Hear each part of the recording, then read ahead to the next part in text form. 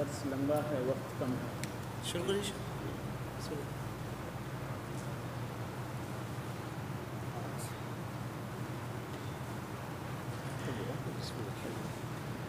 السلام عليكم ورحمة الله وبركاته. إن الحمد لله نحمده ونستعينه ونستغفره ونعوذ بالله من شرور أنفسنا ومن سيئات أعمالنا. من يهده الله فلا مضل له ومن يضلل فلا هادي له. وأشهد أن لا إله إلا الله وحده لا شريك له وأشهد أن محمدا عبده ورسوله. أما بعد، فإن خير الحديث كتاب الله وخير الهدي هدي محمد صلى الله عليه وسلم وشر الأمور محدثاتها وكل محدثة بدعة وكل بدعة ضلالة وكل ضلالة في النار. فأعوذ بالله السميع العليم من الشيطان الرجيم. يا أيها الذين آمنوا أطيعوا الله وأطيعوا الرسول وأولي الأمر منكم فإن تنازعتم في شيء فردوه إلى الله والرسول إن كنتم تؤمنون بالله واليوم الآخر ذلك خير وأحسن تأويلا. رب زدني علما رب زدني علما رب زدني علما. رب اشرح لي صدري ويسر لي أمري واحلل عقدة من لساني يفقهوا قولي. رب اشرح لي صدري ويسر لي أمري واحلل عقدة من لساني يفقهوا قولي. رب اشرح لي صدري ويسر لي أمري واحلل عقدة من لساني يفقهوا قولي.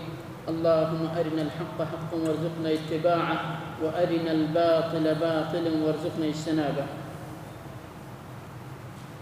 تمام تعریف اللہ رب العالمین کے لیے لائق و زیبا ہے. بعدہ صلاۃ و سلام نازل ہو بے شمار آقا انعامدار احمد مصطفیٰ محمد مصطفیٰ صلی اللہ علیہ وسلم پر.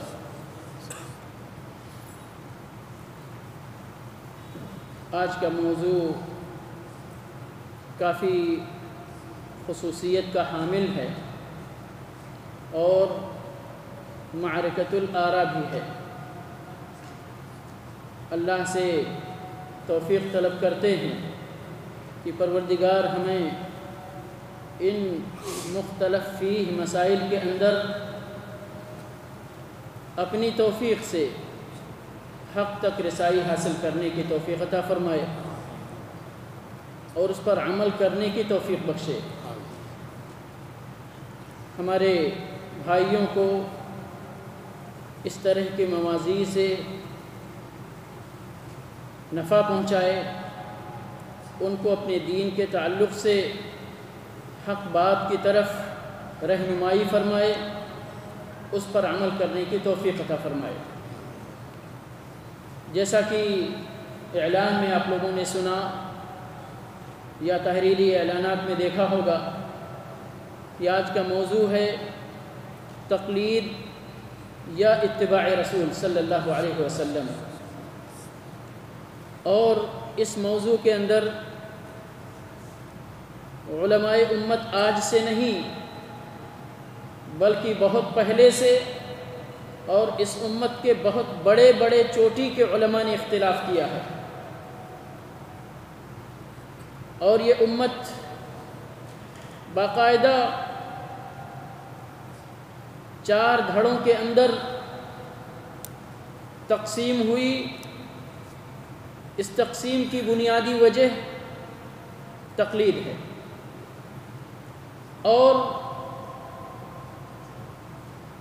امت کے ان 4 راستوں کو اختیار کرنے کے سبب آٹومیٹک ایک 5ویں جماعت کی شکل سامنے آئی جو اپنے آپ کو تقلید کی رسی سے آزاد رکھے ہوئے ہیں اور اللہ کی توفیق کے مطابق اللہ اور اس کے رسول صلی اللہ علیہ وسلم کے احکام و فرامین پر حتی المقدور عمل کرنے کی کوشش کرتے ہیں. اسی بات کی تبلیغ کرتے ہیں، اسی کی نشر و اشاعت کرتے ہیں، اسی پر عمل کی ترغیب دیتے ہیں اور اسی پر عمل کرنے کو اپنے لیے باعث نجات سمجھتے ہیں۔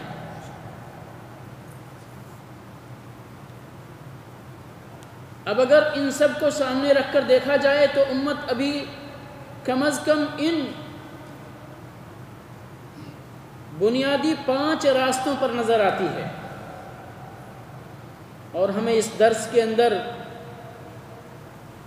یہ پتہ لگانے کی کوشش کرنا ہے کہ آخر امت کے ان 5 راستوں میں سے کون سا راستہ برحق ہے، اور آپ اسی سے اس موضوع کی اہمیت کا اندازہ لگا سکتے ہیں کہ موضوع کتنا مشکل اور اس کی وضاحت کتنی دشوار کن بات ہے۔ لیکن ایک بار پھر اللہ سے توفیق مانگتے ہیں کہ رب العالمین ہمیں اس گفتگو کے ذریعے حق کو تلاش کرنے میں ہماری مدد فرمائے، ہمیں توفیق عطا فرمائے۔ میرے بھائی اور دوستو، تقلید اور اتباع رسول صلی اللہ علیہ وسلم کے تعلق سے حقیقت یہ ہے کہ گھنٹے 1.5 گھنٹے کا یہ درس ناکافی ہے اس موضوع کے مکمل وضاحت کرنے کے لیے، لیکن اگر مکمل نہیں کر سکتے تو انشاءاللہ کسی حد تک اس کی وضاحت کرنے کی بھرپور کوشش کی جائے گی انشاءاللہ تعالی۔ اور اس موضوع کے تعلق سے چند نقطوں میں گفتگو کرنے کی کوشش کروں گا۔ سب سے پہلے تقلید اور اتباع عربی زبان کے اندر اور علماء کی اصطلاح میں کس کو کہتے ہیں، اسی طرح سے تقلید اور اتباع کے سلسلے میں علماء کے مذاہب کیا ہیں، تقلید کے سلسلے میں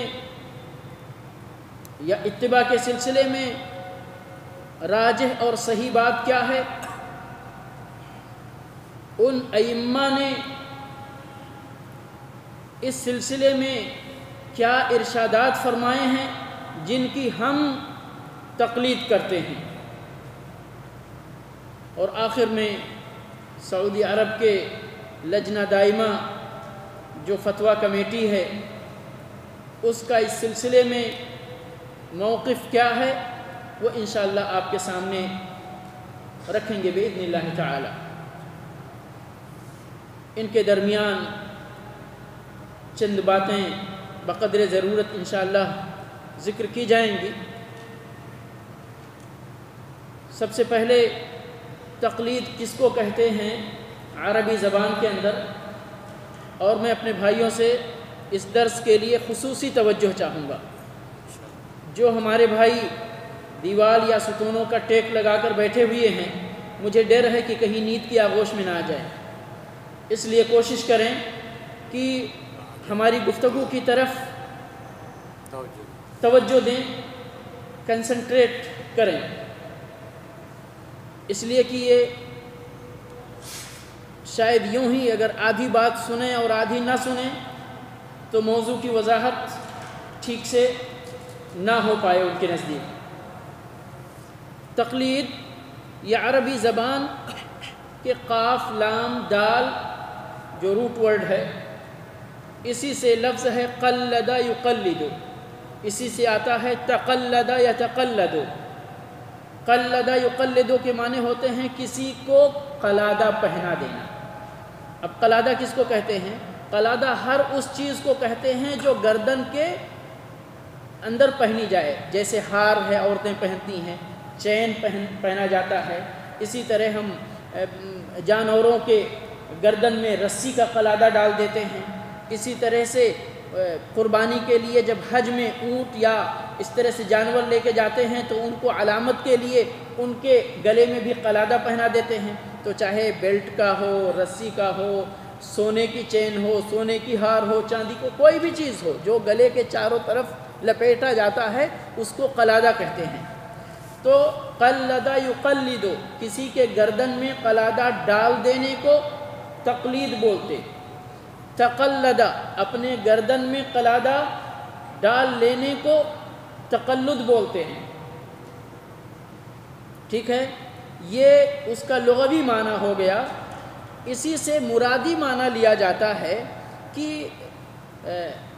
کوئی ذمہ داری جب انسان قبول کر لیتا ہے، یعنی اپنے نفس کو اس چیز کا پابند بنا دیتا ہے، تو اس کو بھی تقلدہ یا قلدہ سے تعبیر کیا جاتا ہے۔ بہت مشہور قاموس ہے، ڈکشنری عربی زبان کی، لسان العرب کے نام سے، تقریباً 18 جلدوں میں یہ ڈکشنری ہے، ابن منظور نے لکھا ہے۔ اس کو وہ کہتے ہیں کہ اس کا معنی ہوتا ہے کسی چیز کو اپنے اوپر لازم کر لینا یا دوسرے پر لازم کر دینا۔ کہتے ہیں وَقَلَّدَهُ الْأَمْرَ أَلْزَمَهُ إِيَّاهُ، یعنی کسی معاملے کو کسی گردن میں ڈال دینے کا مطلب یہ ہے کہ اس معاملے کا اس کو پابند بنا دیا جائے۔ اور تقلد الامر، کسی چیز کا خود اپنے اوپر لے لینا، اپنے آپ کو اس چیز کا پابند بنا دینا، اس کو کہتے ہیں تقلد۔ اب یہاں اصطلاحی معنی کی طرف ہم آتے ہیں اور پھر دونوں معنوں میں رابطہ قائم کرنے کی کوشش کرتے ہیں۔ اصطلاحی معنی کیا ہے؟ اصطلاحی تقلید کی بہت تعریفیں علماء نے کی ہیں، کئی تعریفیں ہمارے سامنے ہیں، لیکن ان میں سے جو سب سے جامع اور معنی تعریف ہے، یا یہ کہیے کہ جس پر تقریباً یعنی یہ لغوی معنی فٹ ہو جاتا ہے، وہ انشاءاللہ ہم کرنے کی کوشش کریں گے، اور وہ ایک ہی سنٹر کی طرف یعنی لوٹتی ہیں ساری تعریفیں۔ وہ یہ ہے کہ کسی کی بات اصطلاح میں، جس کو ہم ابھی تقلید پر جو گفتگو کرنے جا رہے ہیں اس کو، کہ کسی کی بات، کسی دوسرے کی بات کو قبول کر لینا بغیر کسی دلیل کے، یہ یہاں تک ایک بات۔ دوسرا اسی کے ساتھ اور، یعنی اس بات پر کوئی دلیل سرے سے ہو ہی نہ، اس کو بھی قبول کر لینا، یا دلیل ہو مگر ہمیں اس دلیل کا پتہ نہ ہو۔ جو عالم، جو امام وہ فتویٰ دے رہا ہے، وہ حکم بیان کر رہا ہے، اس عالم کو ہو سکتا ہے اس کی دلیل معلوم ہو، لیکن جو اس حکم کو قبول کر رہا ہے اس کو اس دلیل کی خبر نہیں ہے۔ سمجھ گئے؟ یہ اسی معنی کی طرف بہت سارے ابن حزم رحمۃ اللہ علیہ نے کیا ہے۔ کہتے ہیں مَعْتَقَدَهُ الْمَرْءُ بِغَيْرِ بُرْهَانٍ صَحَّ عِنْدَهُ، کہتے ہیں انسان کسی چیز کا اعتقاد کرے، یعنی عقیدہ رکھے، کسی چیز کو قبول کرے بغیر کسی اس کے نزدیک صحیح دلیل کے، اسی طرح خطیب بغدادی رحمۃ اللہ علیہ وہ کہتے ہیں کہ کسی بات کو بغیر دلیل کے قبول کر لینا یہی تقلید ہے۔ اسی طرح سے ابو حامد غزالی رحمۃ اللہ علیہ فرماتے ہیں، کہتے ہیں تقلید ہوا قبول قول بلا حجہ، بالکل وہی بات جو خطیب بغدادی نے کیا ہے۔ اسی طرح امام شوکانی رحمۃ اللہ علیہ کہتے ہیں تقلید ہوا العمل بقول الغیر من غیر حجہ، کہتے ہیں دوسرے کی بات پر بغیر کسی دلیل کے عمل کر لینا، یعنی قبول کرتے ہیں پھر تو عمل کرتے ہیں نا، تو یہ گویا کہ نتیجہ بیان کر رہے ہیں کہ اس پر عمل کرنا بغیر کسی دلیل کے یہی تقلید ہے۔ اور بھی تعریفیں کی گئی ہیں لیکن اتنا کافی ہے۔ لغوی تعریف یعنی تقلید کا جو زبان عربی کے اندر معنی ہے اور علماء کی اصطلاح میں اس لفظ کو اختیار کیا گیا، دونوں میں ربط کیا ہے؟ دونوں میں ربط بہت قوی اور واضح ہے کہ تقلید کرنے والے نے اپنے گلے میں جس کی وہ تقلید کر رہا ہے اس کی بات کو، اس کے فتوے کو، اس کے حکم کو اپنے گلے میں پہن لے رہا ہے۔ کیا مطلب؟ اپنے آپ کو اس چیز کا پابند بنا لے رہا ہے، کسی نے اس کو پابند کیا نہیں ہے، اس نے خود سے میں امام ابو حنیفہ رحمۃ اللہ علیہ کا مقلد ہوں، جتنی باتیں امام سے صادر ہوئی ہیں سب من وعن، بغیر کسی انکار کے، بغیر کسی تنقید کے، بغیر کسی طلب دلیل کے، میں اس پر عمل کرنے کو اپنے آپ کو پابند بناتا ہوں۔ واضح ہے نا؟ اپنے آپ کو پابند بنا لیا، گویا کہ اپنے امام کا قلادہ اپنے گلے میں ڈال لیا۔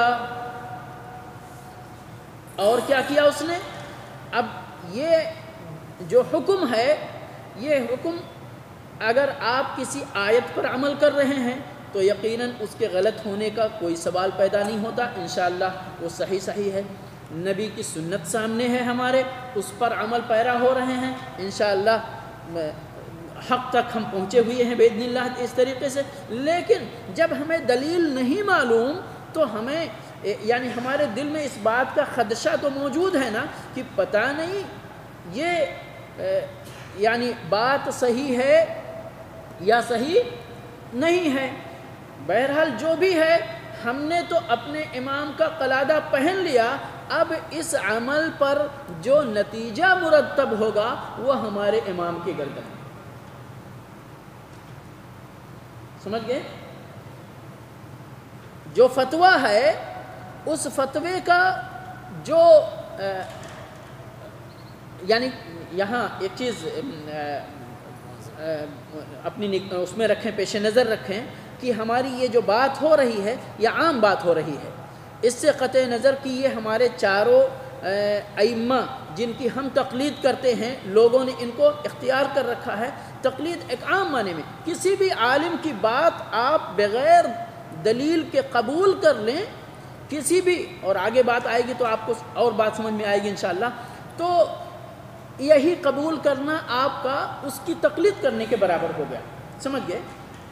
جس طرح آج بہت سارے جو اپنے آپ کو علماء کہتے ہیں اور علم سے ان کا دور اور قریب کا کوئی رشتہ نہیں ہے، لیکن فتوے دینا کافی شوق سے اختیار کرتے ہیں، تو پھر جو فتوے وہ دے رہے ہیں ان فتووں پر عمل کرنے کا جو انجام ہوگا وہ کون برداشت کرے گا؟ وہ بھی یقیناً انہی کا ہوگا۔ سمجھ گئے؟ اور اللہ کے نبی صلی اللہ علیہ وسلم نے ایک حدیث کے اندر ارشاد فرمایا ہے، من افتیا بفتوی من غیر ثبت، کوئی شخص جس کو فتویٰ دیا گیا ہو بغیر دلیل کی کہ فاسمہ علی من افتہ، تو اس آدمی کے عمل کا گناہ کس پر ہوگا؟ مفتی پر ہوگا۔ یہ اللہ کے نبی صلی اللہ علیہ وسلم کی حدیث ہے، مستدرک کے اندر ہے اور اس کے علاوہ بھی الادب المفرد کے اندر ہے۔ علامہ البانی رحمۃ اللہ علیہ نے ایک جگہ اس روایت کو صحیح کہا ہے، ایک جگہ اس روایت کو حسن کہا ہے، یعنی روایت قابل عمل ہے۔ تو معاملہ اتنا آسان نہیں ہے، بڑی ذمہ داری کی چیز ہے۔ علم کی ذمہ داری دیگر تمام ذمہ داریوں سے بڑی ذمہ داری ہے، اور علم کی امانت بہت بڑی امانت ہے۔ یہ اللہ رب العالمین توفیق عطا فرمائے، جن کو اس میدان کے لیے چنا ہے پروردگار ان کو حق اختیار کرنے کی توفیق اور حق بیان کرنے کی، حق کی نشر و اشاعت کرنے کی توفیق عطا فرمائے۔ پروردگار ہم جیسے لوگوں کی مدد فرمائے اس سلسلے میں۔ تو میرے بھائی اور دوستو، کہنے کا مطلب یہ ہے کہ اس کا جو انجام ہے وہ انجام گویا کہ اس مفتی یا اس شخص کے گلے میں مقلد ڈال دیتا ہے جس کی وہ تقلید کر رہا ہے۔ ابھی معنی واضح ہے، لغوی معنی اور اصطلاحی معنی کے اندر رابطہ کیا ہے، ٹھیک ہے؟ یہ اتنا اسی طرح اپنے ذہن میں رکھیں۔ آگے ہم چلتے ہیں اور اتباع کی بات کرتے ہیں، یا اس سے پہلے ایک نقطہ چھوٹا سا، ابھی ہم نے تقلید کی تعریف میں کیا کہا کہ کسی کی بات کو قبول کر لینا بغیر حجت کے، بغیر حجت کے۔ یہ حجت کیا چیز ہے؟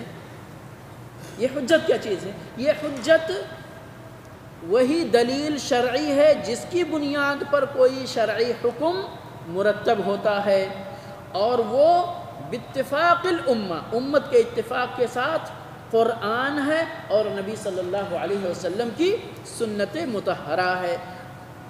کتاب اللہ اور سنت رسول اللہ میں ہی یا انہی دونوں مصدروں سے یہ ثابت ہوتا ہے کہ اجماع بھی شریعت اسلامیہ کی ایک حجت اور دلیل ہے، اور اسی سے قیاس صحیح کے سلسلے میں بھی ثبوت ملتا ہے۔ تو کل کتنی باتیں ہو گئیں؟ حجت، قرآن، حدیث نبی صلی اللہ علیہ وسلم کی سنت، اجماع اور قیاس، یہ 4 باتیں، یعنی جس شرعی حکم کی بنیاد ان 4 باتوں پر کل ہو یا ان میں سے بعض پر ہو تو وہ حکم شرعی حکم مانا جائے گا، ٹھیک ہے نا؟ اسی کو کیا کہتے ہیں؟ حجت۔ اسی کو کیا بولتے ہیں؟ حجت۔ اسی کو برہان بھی کہتے ہیں، اسی کو سلطان بھی کہتے ہیں، اسی کو حجت بھی کہتے ہیں، اسی کو دلیل بھی کہتے ہیں، سب چیزیں یہ۔ اور قرآن کے اندر یہ سب الفاظ مختلف آیتوں کے اندر موجود ہیں، سمجھئے؟ تو یہ ہے حجت، یعنی کسی کی بات، کسی کا حکم، کسی کا فتویٰ، کسی کا قول، کسی کی رائے بغیر قرآن کی دلیل کے، سنت کی دلیل کے، اجماع کی دلیل کے، قیاس کی دلیل کے قبول کر لینا، یہ کیا ہے؟ تقلید، یہ تقلید ہے۔ آگے چلتے ہیں۔ اتباع، اتباع کس کو کہتے ہیں؟ اتباع یہ روٹ ورڈ اس کا تابعین ہے، تبعہ، ٹھیک ہے؟ اسی سے باب افتعلا بولتے ہیں، اتباع، اتبع یتبع اتباعا، کسی کے پیچھے چلنا، کسی کے نقش قدم پر چلنا، نقش قدم کو تلاش کر کے اس پہ یعنی قدم بقدم چلنا، پیچھے پیچھے چلنا۔ اب یہاں اگر ہم اس کو اس کے لغوی معنی کے اعتبار سے صرف دیکھنا چاہتے ہیں تو اتباع، جس آدمی کی آپ اتباع کریں گے آپ کا انجام اسی طرح ہوگا، ہے کہ نہیں؟ یہ یہاں پر یعنی لغوی معنی کے اعتبار سے یہ ضروری نہیں ہے کہ آپ حق کی اتباع کر رہے ہیں تبھی آپ کی اس کو اتباع کہا جائے گا، نہیں، غلط کی بھی اتباع کو اتباع کہیں گے اور حق کے اتباع کو بھی اتباع کہیں گے، یعنی جس کے پیچھے آپ چل رہے ہیں وہ آدمی صحیح ہے تو آپ صحیح راستے پر اس کے پیچھے چل رہے ہیں، اور جس کے پیچھے آپ جا رہے ہیں وہ آدمی اگر غلط ہے تو گویا کہ آپ غلط آدمی کی اتباع کر رہے ہیں۔ اللہ کے نبی صلی اللہ علیہ وسلم نے فرمایا ہے لَتَتَّبِعُنَّ سُنَنَ مَنْ كَانَ قَبْلَكُمْ حَذْوَ الْقُدَّةِ بِالْقُدَّةِ، تم اپنے سے پہلی امتوں کے نقش قدم پر چلو گے بالکل پاؤں سے پاؤں رکھ کر، حتی ولو دخلوا جحر ضب لدخلتموه، یہاں تک کہ اگر گو کے سوراخ میں وہ داخل ہو جائیں تو تم بھی داخل ہو جاؤ گے۔ کیا مطلب ہے اس کا؟ کون مراد ہے اس سے؟ یہود و نصارہ مراد ہیں، ٹھیک ہے؟ تو یہاں بھی اللہ کے نبی صلی اللہ علیہ وسلم نے کون سا لفظ استعمال کیا ہے ان کے پیچھے چلنے کے سلسلے میں؟ اتباع کا لفظ استعمال کیا، یعنی یہ غلط چیز ہے، سمجھ گئے؟ تو اتباع بحیثیت لغت، بحیثیت زبان عربی کے اندر اتباع کا معنی پیچھے چلنا، صحیح ہو یا غلط ہو، لیکن وہ اتباع، اسی لیے ابن قیم رحمۃ اللہ علیہ نے بھی کہا ہے وَأَمَّا الاتباع فَهُوَ سُلُوكُ طَرِيقِ الْمُتَّبَعِ وَالْإِتْيَانُ بِمِثْلِ مَا أَتَى، یعنی کہ متبع کے پیچھے چلنا اور وہ جیسا کر رہا ہے ویسا ہی کرنا، یہی اتباع ہے، یہی اتباع ہے۔ لیکن وہ اتباع جس کے سلسلے میں ہمیں یہاں ابھی گفتگو کرنی ہے، دراصل یہ وہ اتباع ہے جو ہمارے شریعت کے اندر اس کا خاص معنی مراد لیا گیا ہے، اور وہ خاص معنی مراد کیا ہے؟ کسی کی بات کو قبول کرنا حجت اور دلیل کے ساتھ، کسی کی بات کو قبول کرنا حجت اور دلیل کے ساتھ۔ اب وہ حجت اور دلیل کہاں سے ہونی چاہیے؟ کتاب اللہ سے، قرآن سے، ٹھیک ہے؟ نبی صلی اللہ علیہ وسلم کے فرمان سے، یا اجماع سے، یا قیاس صحیح سے، قیاس فاسد نہیں، قیاس صحیح سے، 4 چیزیں۔ تو جو شخص کسی کی بات قبول کرتا ہے، مانتا ہے، اور اس ماننے کی بنیاد جو ہے وہ کیا ہے؟ ماننے کی بنیاد کتاب اللہ کی دلیل، سنت رسول صلی اللہ علیہ وسلم سے آپ کا فرمان، آپ کی حدیث، یا اس سلسلے میں اس کی بنیاد اجماع ہو یا قیاس صحیح ہو، تو اس کو کیا بولتے ہیں؟ اتباع۔ اس کو کیا بولتے ہیں؟ اتباع، یعنی وہ اتباع جو تقلید کے مقابلے میں تقلید کے ضد کے طور پر استعمال کرتے ہم اس مضمون کو سمجھنے کے لیے بیٹھے ہیں، تو وہ اتباع یہی ہے کیا کہ کسی کی بات کو، کسی عالم، کسی امام، کسی صحابی، کسی تابعی، کسی تبع تابعی، آج کا کوئی عالم، آج کا کوئی مفتی، کسی کی بات کو قبول کرنا دلیل کی بنیاد پر، دلیل کی روشنی میں۔ اب وہ دلیل کہاں سے ہونی چاہیے؟ کتاب اللہ سے، سنت رسول اللہ سے، اجماع سے یا قیاس سے۔ باقی اس کے علاوہ بھی جو مسائل مرسلہ کہتے ہیں اور بہت ساری چیزیں ہیں، ان کے اندر اختلاف ہے، اور صحیح بات یہ ہے کہ ان 4 محوروں سے دلیل خارج نہیں ہے۔ اگر انہی 4 راستوں سے ہمیں دلیل ملتی ہے تو وہ قابل قبول دلیل ہے، باقی اور کوئی دلیل قابل قبول نہیں ہے۔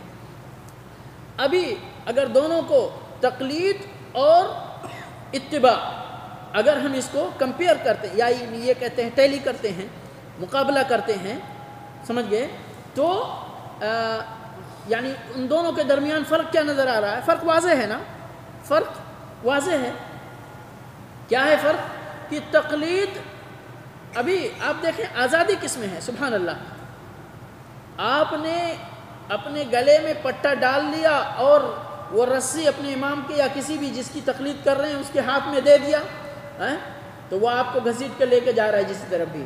لیکن اگر آپ پیچھے پیچھے چل رہے ہیں تو جب تک دیکھ رہے کہ وہ صحیح راستے پر ہے تب تک اس کے ساتھ ہیں، اور جیسے ہی اس کا راستہ ٹیڑھا ہوا آپ نے کہا یہ تو اب ٹیڑھے راستے پہ جا رہا ہے، اس کے پیچھے چلنے سے فائدہ نہیں ہے۔ یہاں آپ آزاد ہیں نا، یہاں آپ آزاد ہیں۔ اس آزادی کا فائدہ آپ اتباع کو، یعنی میں نے مثال دیا بس، سمجھ گئے؟ یہاں آپ آزاد ہیں کہ جب تک دیکھ رہے امام کتاب و سنت کی دلیل پر چل رہا ہے، اجماع قیاس پر چل رہا ہے، تب تک آپ اس کی بات کو قبول کرتے جا رہے۔ جیسے ہی دیکھا کہ یہاں پر دلیل ہمارے امام کی ساتھ نہیں دے رہی ہے، وہیں پر آپ نے کہا نہیں، میں تو اپنے رسول کے ساتھ، میں تو اپنے اللہ کی کتاب کے ساتھ، میں تو ہے کہ نہیں ہے۔ تو یہاں یعنی تقلید اور اتباع کے اندر فرق واضح ہے۔ تقلید کہتے ہیں کسی نے جس کی تقلید کو آپ نے اپنے اوپر لازم کر لیا ہے، وہ کوئی بھی بات کہے، کیسی بھی بات کہے، تو آپ نے اس کو قبول کرنا ہے کہ نہیں؟ پابند ہو گئے آپ، چاہے وہ کتاب اللہ کی دلیل پر ہو یا نہیں ہو، سنت رسول کی دلیل پر ہو یا نہیں ہو، اجماع اور قیاس اس کا ساتھ دے رہے ہوں یا نہیں ہو، آپ نے تو قبول کر لیا۔ اتباع کیا ہے؟ نہیں، اتباع کسی کی بھی بات کو قبول کرنا دلیل کی روشنی میں، دلیل کی بنیاد پر۔ تو فرق واضح ہے نا۔ کسی بھائی کو سمجھ میں اگر نہیں آئے تو ابھی بھی کر سکتے ہیں، ورنہ لکھ کر رکھ لیں درس کے آخر میں انشاءاللہ۔ بات اگر کچھ سمجھ میں نہیں آئے تو اس کو نوٹ کر رکھ لیں تاکہ ذہن سے بات نکل نہ جائے۔ تو فرق واضح ہے، اور یہیں سے اسی فرق کے سمجھنے کے ساتھ ہم کو یہ بات سمجھ میں آ جاتی ہے کہ ہمیں کیا اختیار کرنا چاہیے، تقلید اختیار کرنا چاہیے یا کہ اتباع رسول یا اتباع کرنا چاہیے۔ اور یہیں سے اختلاف ہوا علماء کے درمیان، یہیں سے اختلاف ہوا۔ کیوں؟ اس لیے کہ بغیر دلیل کے فتویٰ دینا اور فتویٰ لینا یہی تو ہے۔ یعنی ہماری امت کے اندر کیا ہے؟ ایک آدمی فتویٰ دیتا ہے، ایک آدمی فتویٰ لیتا ہے نا۔ تو بغیر دلیل کے فتویٰ دینا اور فتویٰ لینا دونوں شریعت کے اندر حرام ہے، دونوں شریعت کے اندر حرام ہے۔ اسی لیے یعنی علماء نے یہاں پر جو اختلاف کیا، علماء حق نے کہا کیسے ہم ہمارے پاس تو رسول اللہ صلی اللہ علیہ وسلم کی سنت کا اتنا بڑا ذخیرہ موجود ہے، پورا اللہ رب العالمین کی کتاب کے 30 پارے سورہ فاتحہ سے لے کر قل اعوذ برب الناس تک، یہ پورا قرآن ہمارے پاس موجود ہے۔ ہم اس کو چھوڑ کر کسی آدمی کی ہر بات، کیا وہ معصوم ہے؟ اس کی ہر بات کو ماننے کا پٹا اپنے گلے میں ڈال کر گھومتے پھر رہے ہیں؟ یہ صحیح نہیں ہے۔ کیوں؟ اللہ رب العالمین نے ارشاد فرمایا ہے کہ وَأَن تَقُولُوا عَلَى اللَّهِ مَا لَا تَعْلَمُونَ، یہ حرام ہے کہ تم اللہ کے سلسلے میں ایسی بات کرو جس کا علم تمہیں نہ ہو، جس کا علم تمہیں نہ ہو۔ اسی طرح سے من افتا بغیر علم، ایک روایت میں اس طرح ہے من افتا بغیر علم کان اسمہ علی من افتا، کہ جو شخص بغیر علم کے فتویٰ دے تو اس فتوے کا گناہ کس کے اوپر ہے؟ مفتی کے اوپر ہے۔ اسی طرح من افتیا بفتوی بغیر ثبت کان اسمہ علی من افتا، کہ جس شخص کو فتویٰ دیا گیا بغیر کسی دلیل شرعی کے تو اس فتویٰ دینے کا گناہ فتویٰ دینے والے پر آئے گا، اس فتوے پر عمل کرنے کا گناہ فتویٰ دینے والے پر آئے گا۔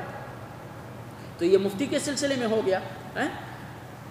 مستفتی جو سوال کرتا ہے اس کے سلسلے میں اللہ رب العالمین نے ارشاد فرمایا وَلَا تَقْفُ مَا لَيْسَ لَكَ بِهِ علم، ایسی چیز کی اتباع نہ کرو، ایسی چیز کے پیچھے نہ جاؤ جس کا تمہیں علم نہ ہو۔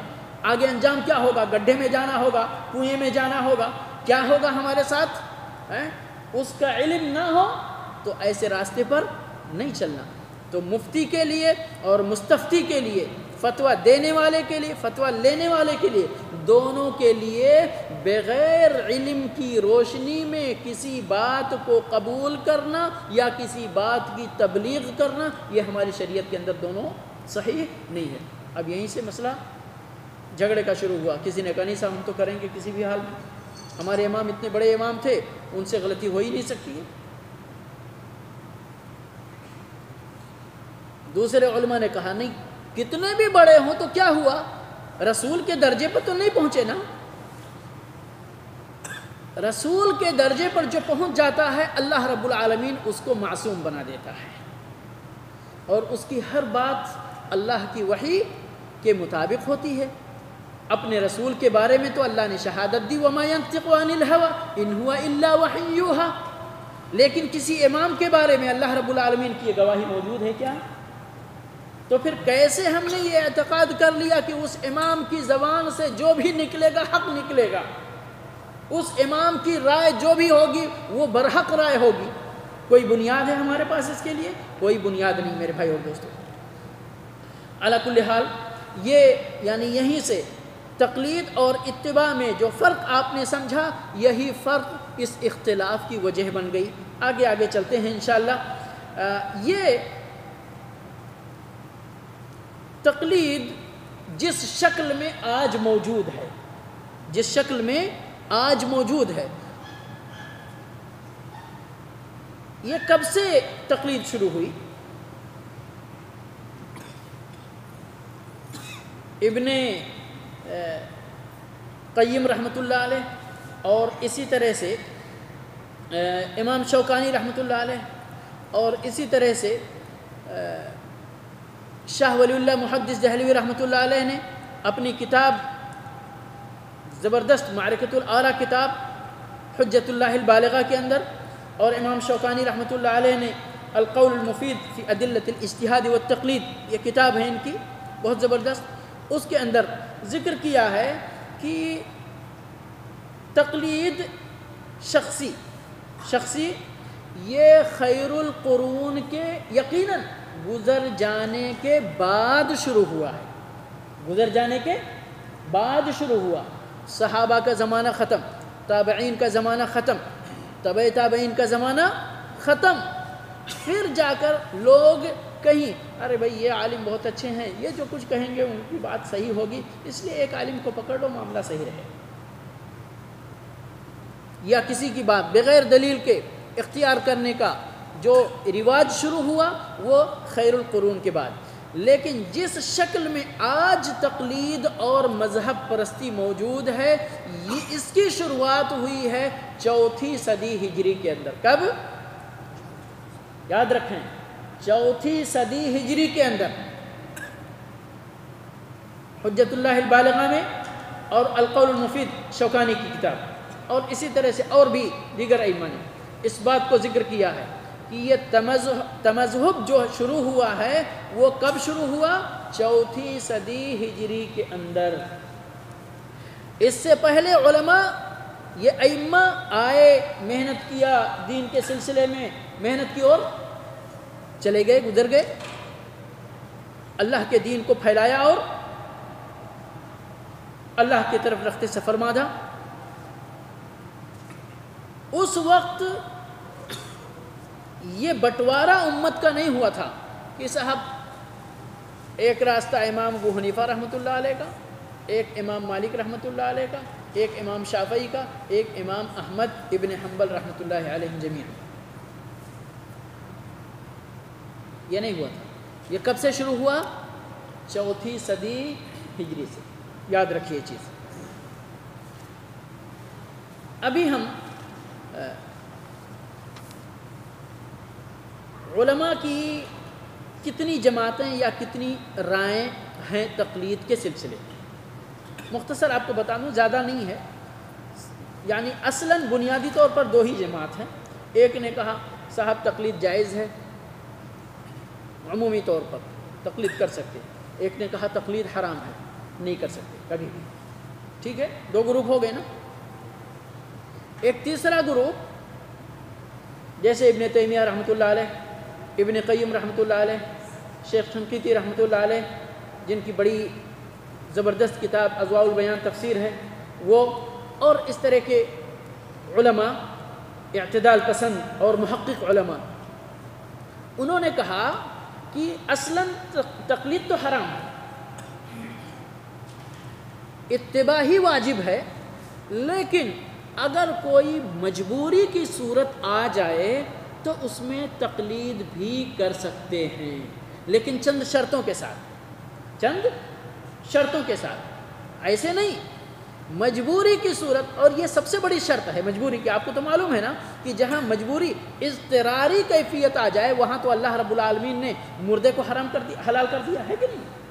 تو اگر تقلید بھی حرام ہو لیکن بعض خاص حالات میں اس کو اگر جائز سمجھا جائے تو یہ تو مجبوری کی صورت ہوگی. جیسے مثال کے طور پر گونگا جو سنتا بھی نہیں ہے بیچارہ، بولتا بھی نہیں ہے نا. اب اس کو آپ دین کی بات کیسے بتائیں گے؟ کیا کرے گا وہ؟ تقلید کرے گا. مسلمان گھر میں پیدا ہوا نا، اپنے ماں باپ کو دیکھتا ہے، جب وہ ذرا عقل اس کی پروان چڑھتی ہے، ماں باپ کو دیکھتا ہے یہ 5 ٹائم نماز پڑھتے ہیں، ایسے ایسے نماز پڑھتے ہیں، کھڑے ہوتے ہیں تو پہلے ایسے کرتے ہیں، پھر ایسے کرتے ہیں، پھر کچھ پڑھتے ہیں. کیا کرتا ہے؟ جیسے ماں باپ کو دیکھتا ہے ویسے وہ کیا کرتا ہے؟ نقل کرنا، تقلید کرنا کرتا ہے. ایک اندھا آدمی، نابینا آدمی ہے، اس کو آپ جو بتا دیں گے اس کو تو وہ آنکھ نہیں ہے، قرآن بھی نہیں پڑھ سکتا ہے اس طرح سے، کتابیں بھی اہل علم کی نہیں پڑھ سکتا ہے. جو اس کو تلقین کرنے والے تلقین کریں گے وہ اس پہ اس کو حق سمجھ کر وہ عمل کرے گا. ٹھیک ہے. ایک آدمی واقعی اللہ رب العالمین نے اس کا ذہن ہی اس طرح بنایا ہوا ہے، دماغ اس کا اسی طرح بنایا ہے کہ کچھ چیزوں کو وہ زیادہ سمجھ نہیں سکتا ہے، بہت سیدھا بھولا آدمی ہے، کچھ نہیں، بس اس کو اپنے کھانے سے مطلب ہے، پینے سے مطلب ہے. لیکن مسلمان گھر میں پیدا ہوا، اللہ پر اس کا یعنی اپنے ماں باپ کو دیکھ کر ایمان ہے، کسی غیر اللہ کی پوجا، غیر اللہ کی پرستش اور کچھ، یعنی مسلمان ہے. ٹھیک ہے نا. تو وہ جیسے ہی اپنے مسلمان بھائیوں کو دیکھتا ہے 5 وقتہ نماز پڑھ رہے ہیں ویسے وہ بھی کرتا ہے کہ نہیں. روزہ رکھتے ہیں، وہ بھی سحری کے وقت سے کھانا پینا چھوڑ دیتا ہے، مغرب کے ٹائم کھاتا ہے، پھر جو بھی ہے. تو یہ خاص حالات ہیں. اسی طرح ابن تیمیہ رحمۃ اللہ علیہ نے کہا ایک آدمی تو سمجھدار ہے، لیکن اب اس کو کوئی مسئلہ درپیش آ گیا کہ جہاں پر وہ اتنا مجبور ہے، اس کے پاس کتابیں بھی نہیں، اس کے پاس یعنی کوئی وسائل نہیں، اس کے پاس کچھ ایسا نہیں، اس کے پاس وقت بھی نہیں اور مسئلے پر عمل کرنے کا ہے، تو اس وقت کیا کرے گا؟ وہ کسی بھی بھروسے مند آدمی سے وہ پوچھ کر عمل کرے گا اس پر. تو یہ خاص حالات ہیں. کتنے مذہب ہو گئے گویا کہ کتنے قول ہو گئے؟ تقلید حرام، ٹھیک ہے، اتباع واجب، تقلید جائز. تیسرا قول ہے تقلید حرام ہے، اتباع واجب ہے، لیکن بعض حالات میں کچھ خاص حالات ہیں جن میں تقلید بندے کے لیے کرنا جائز. ٹھیک ہے. اب ان مذاہب کی کم سے کم 10 بجے تک آپ لوگوں کو بیٹھنا پڑے گا انشاءاللہ. جی. جو لوگ کہتے ہیں کہ نہیں تقلید کرنا جائز ہے، یا بلکہ جائز تک اگر معاملہ ہو تو بھی ذرا غنیمت ہے کہ نہیں ہے. ہمارے یہاں ابھی اس امت کے اندر جو مسئلہ ہے ابھی کہ تقلید کرنا بھی کیا ہے؟ صرف جائز تک مسئلہ ہے یا اور آگے بڑھا ہوا ہے؟ واجب ہے تقلید کرنا، تقلید کرنا واجب ہے. اور سبحان اللہ یعنی طرفہ تماشا یہ کہ انہی 4 اماموں کی تقلید کرنا واجب ہے. اگر صرف بات یہیں تک ہو کہ تقلید جائز ہے گزارا کر لیں گے، بات یہیں تک ہو کہ تقلید واجب ہے کسی کی بھی کرو گزارا کر لیں گے، لیکن بات اس سے بھی آگے نہیں صاحب تقلید واجب ہے اور انہی 4 اماموں کی تقلید واجب ہے. حق انہی 4 اماموں کے درمیان محصور ہے، حق انہی 4 اماموں کے درمیان محصور ہے. جس کو حق چاہیے وہ ان 4 اماموں میں سے کسی ایک کو لازمی طور پر اختیار کرے. اور یہ ابھی کی بات ہے، پہلے ہر آدمی صرف اپنے امام کی تقلید کو کہتا تھا، پوری دنیا والوں کو ہمارے امام کی تقلید کرنا چاہیے اس لیے کہ ہمارے امام سب سے امام اعظم ہیں. امام شافعی والے بھی یہی رائے رکھتے تھے امام شافعی کے بارے میں، امام ابو حنیفہ رحمۃ اللہ علیہ والے بھی یہی رائے رکھتے تھے اپنے امام، اور امام مالک والے بھی اپنے امام کے بارے میں، یعنی ہر کوئی اپنی اپنی رفلی بجا رہا تھا. لیکن ابھی ذرا وقت گزرنے کے ساتھ ایک الگ پالیسی اپنائی گئی کہ نہیں صاحب یہ تو چاروں چونکہ ہم تقلیدی بھائی ہیں اس لیے تقلید ہونی چاہیے، کسی کی بھی کرو مشکل نہیں. ان 4 اماموں میں سے کسی بھی کی بھی کر لیے تو چلے گا. علی کل حال ان کی دلیل کیا ہے؟ ان کی دلیل کیا ہے آپ کو بتاؤں میں. ابن قیم رحمۃ اللہ یعنی جہاں سے مسئلہ شروع ہوا، مسئلہ تو بہت پہلے سے شروع ہوا، بہت پہلے سے شروع ہونے کا مطلب کیا، ابن عبد البر رحمۃ اللہ علیہ جو 5ویں صدی ہجری کے عالم ہیں، اور اسی طرح سے خطیب بغدادی، اور اسی طرح سے اس کے بعد چلتے ہیں تو ابن تیمیہ رحمۃ اللہ علیہ، ابن قیم رحمۃ اللہ علیہ، ابن حزم رحمۃ اللہ علیہ، یہ سب بڑے بڑے چوٹی کے علماء ہیں. تو اس وقت سے ہی یہ بحث یعنی کہ تقلید ہونی چاہیے کہ نہیں ہونی چاہیے، چونکہ امام گزر گئے، ابھی لوگ تعصب کرنا شروع کر دیا کہ صاحب ہمارے امام سب سے بڑے تھے، ہمارے امام سب سے بڑے تھے سب لوگ. تو ابھی علماء کے درمیان بھی یہ مسئلہ درپیش ہوا تو اس کے سلسلے میں ڈسکشن بھی شروع ہو گیا، تو کوئی اس کی طرف کوئی اس کی طرف. تو ابن حزم رحمۃ اللہ علیہ اور ابن عبد البر رحمۃ اللہ علیہ، آگے چل کے ابن تیمیہ، ابن قیم، اور آگے چل کر امام شوکانی رحمۃ اللہ علیہ، یہ سارے یعنی مرحلہ وار جو ہے ان لوگوں نے گفتگو کی. ابن قیم رحمۃ اللہ علیہ جن کا انتقال 751 ہجری میں ہوا ہے، سمجھ گئے 751 ہجری 751 اس میں ہوا ہے. انہوں نے ان کی ایک کتاب ہے اعلام الموقعین یا موقعین، اس میں ایک یعنی باقاعدہ چیپٹر باندھا ہے اور ایک مناظرے کی شکل، جیسے ایک یعنی مقلد بانا اور ایک کو متبع غیر مقلد، اور دونوں کے درمیان مناظرہ. 40 یعنی حجتیں قائم کر کے اس کی تردید کی گئی ہے، عفواً 80 اور کہتے ہیں کہ سب سے بہترین بیان اس سلسلے میں تقلید اور اتباع کے سلسلے میں ابن قیم رحمۃ اللہ علیہ کا یہی بیان ہے. اس کے بعد باقی لوگوں نے یعنی اس کے اندر کچھ اضافہ کیا، کچھ گھٹایا بڑھایا، لیکن زیادہ تر بنیادی طور پر انہی عالم سے استفادہ کر کے اس بحث کو مکمل کیا گیا ہے.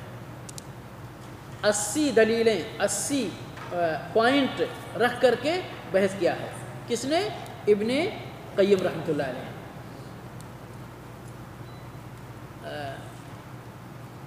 اب وہ ان میں سے ہم کتنی دلیلیں لیتے کہ یہاں اس درس میں اس کو ہم یعنی کور کر سکتے، اس لیے میں نے اختصار کے ساتھ ان کی کئی دلیلیں ہیں. ایک تو نص سے لیا ہے دلیل، ایک اجماع سے دلیل پکڑا ہے، ایک معقول دلیل لیا، عقل سے دلیل لیا ہے. نص کہتے ہیں یعنی قرآن اور حدیث سے، تو قرآن سے انہوں نے لیا ہے. اللہ رب العالمین کا ارشاد ہے فَاسْأَلُوا أَهْلَ الذِّكْرِ إِن كُنتُمْ لَا تَعْلَمُونَ، اہل ذکر سے پوچھو ان کنتم لا تعلمون، اگر تمہیں معلوم ہے. تو انہوں نے کہا بھئی بہت سارے لوگ ان کو معلوم کہاں ہے، تو اگر دین پر عمل کرنا ہے تو پھر علماء سے پوچھنا ہے اور علماء سے پوچھ کر کے پھر اس پر عمل کرنا ہے. تو یہ تو تقلید ہو گئی نا، بات تو ہو گئی. علماء سے پوچھیں گے، علماء بتائیں گے، ہم اس پر عمل کریں گے، یہی تو تقلید ہے. تو اس چیز کا حکم تو اللہ نے دیا ہے، اس چیز کا حکم تو کس نے دیا ہے؟ اللہ نے دیا ہے. تو تقلید تو واجب ہو گئی.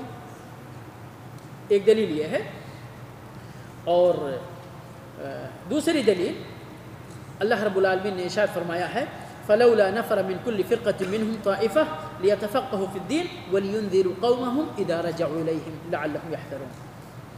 کہ اللہ رب العالمین نے کہا ہے کہ اس امت میں سے کچھ لوگوں کو چاہیے جو اپنے کو طالب علم کے لیے وقف کریں، خاص کر ان کا اور کوئی کام نہ ہو، نکلیں گھر سے جا کر تعلیم حاصل کریں، تعلیم یتفقہوا فی الدین یعنی تفقہ فی الدین حاصل کریں، اور پھر اپنے وطن واپس آئیں اور اپنے لوگوں کو اللہ سے ڈرائیں تاکہ وہ لوگ اللہ سے ڈریں، غلط باتوں سے بچیں، صحیح باتوں پر عمل کریں. تو کہتے ہیں یہاں پر اللہ نے حکم دیا ہے کہ چند لوگ فقہ فی الدین حاصل کریں اور پھر باقی لوگوں کو وہ اپنے اسی فقہ کی روشنی میں ڈرائیں. وَلِيُنذِرُوا قَوْمَهُمْ إِذَا رَجَعُوا إِلَيْهِمْ. یہ دو دلیلیں اس طرح سے یعنی قرآن سے لیا انہوں نے. آگے میں انشاءاللہ اور اجماع اور جو عقلی دلیل ہے ان کی وہ بھی رکھتا ہوں. اس سے پہلے یہاں جن لوگوں نے، جن علماء نے کہا تقلید کرنا واجب نہیں بلکہ جائز بھی نہیں ہے، تو پھر ان دلیلوں کا جواب تو دینا پڑے گا نا ان کو. کیا جواب دیا؟ کہا معاملہ بہت بسیط ہے، بہت مختصر ہے. یہ بات صحیح ہے فَاسْأَلُوا أَهْلَ الذِّكْرِ إِن كُنتُمْ لَا تَعْلَمُونَ. اہل ذکر سے پوچھو اگر تم کو مسئلہ معلوم نہیں ہے. لیکن سوال یہ ہے کہ اہل ذکر ہیں کون؟ اہل ذکر ہیں کون؟ اور یہ ذکر کیا چیز ہے؟ کہتے ہیں یہ ذکر دراصل وہی کتاب و سنت کی دلیلیں ہیں. یعنی اس عالم سے پوچھو جس کے پاس کتاب و سنت کی دلیل ہو، جو عقلی گھوڑا صرف نہ دوڑائے، جو صرف اپنی رائے اور قیاس پر عمل نہ کرے بلکہ اس کے پاس کتاب و سنت کی دلیل ہو، اجماع ہو، قیاس صحیح ہو. تو ذکر اسی کو کہتے ہیں. کیوں؟ اللہ رب العالمین نے ارشاد فرمایا وَأَنزَلْنَا إِلَيْكَ الذِّكْرَ لِتُبَيَّنَ لِلنَّاسِ مَا نُزِّلَ إِلَيْهِمْ. یعنی اللہ رب العالمین نے کیا نازل فرمایا؟ ذکر نازل فرمایا. اور ذکر کیا ہے؟ سبھی جانتے ہیں، یہ قرآن ہے اور قرآن کی تفسیر نبی کی سنت ہے صلی اللہ علیہ وسلم. صحیح ہے نا؟ تو کن لوگوں سے، کن سے پوچھنا ہے؟ ایسے علماء سے پوچھنا ہے جو کتاب و سنت کا علم رکھتے ہوں. پھر وہ اسی کتاب و سنت کے اپنے علم کی روشنی میں جواب دیں آپ کے سوال کا اور آپ اس پر شوق سے عمل کرو. تو یہی تو اتباع ہے، ہم اسی کو تو کہتے ہیں. یہ تقلید کہاں ہے؟ تقلید تو یہ آنکھ بند کر کے اس شخصیت کی بات اور حکم اور رائے اور فتوے کو قبول کرنا جس کی تقلید کو آپ نے لازم کر لیا ہے اپنے اوپر، چاہے وہ دلیل پر مبنی ہو یا دلیل پر مبنی نہ ہو. ہم تو اس چیز سے روک رہے ہیں. ہم تو جو کتاب و سنت کی دلیل سے بات کرے اس کی بات کو تو ہم اپنے سینے سے لگاتے ہیں. تو مسئلہ یہاں تو آپ کا ختم ہو گیا. دوسری دلیل جو انہوں نے کہا کہ فلولا نفر من كل فرقة طائفة منهم طائفة ليتفقهوا في الدين، یہاں بھی ولينذروا قومهم اذا رجعوا اليهم، تاکہ وہ اپنے قوم والوں کو ڈرائیں جب ان کی طرف وہ واپس آئیں. تو کہا یہ ڈرانا بھی کیسے ہے؟ یہ ڈرانا کس چیز سے ڈرانا؟ اپنی بات سے ڈرانا، اپنی رائے سے ڈرانا، یا اللہ کی بات لے کر ڈرانا؟ قرآن کریم میں اللہ رب العالمین نے فرمایا قُلْ إِنَّمَا أُنذِرُكُمْ بِالْوَحْيِ. ہم تم کو ڈراتے ہیں لیکن کس چیز کے ذریعے؟ وحی کے ذریعے. اب وحی کیا ہے؟ قرآن کریم اور سنت رسول صلی اللہ علیہ وسلم. تو مشکل نہیں، علماء علم حاصل کریں گے لیکن کس چیز کا علم؟ قرآن کا علم، سنت کا علم، اجماع، قیاس صحیح، یعنی تفقہ فی الدین. وہ تفقہ فی الدین جو شریعت کو اللہ اور اس کے رسول صلی اللہ علیہ وسلم کی مرضی کے مطابق ہو، اللہ اور اس کے رسول کے نزدیک یہ چیز مقبول ہو، قرآن اور سنت کی دلیل میں ہو.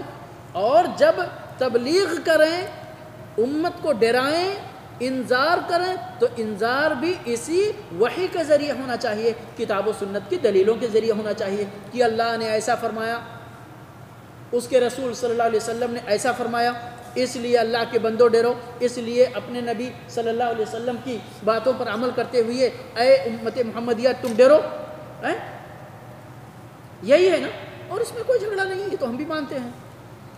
اب اسی طرح سے ان کی جو دلیل اجماع کی ہے، اجماع کی بات انہوں نے کی کیا، کہتے ہیں کہ ہم عہد صحابہ سے ہی یہ چیز دیکھتے چلے آ رہے ہیں، عہد صحابہ سے ہی یہ چیز دیکھتے چلے آ رہے ہیں کہ کم علم والا آدمی یا جس کے پاس علم نہیں ہے وہ علم والے سے پوچھتا اور علم والے اس کو فتویٰ دیتے اور وہ عمل کرتا، مسئلہ ختم ہو گیا۔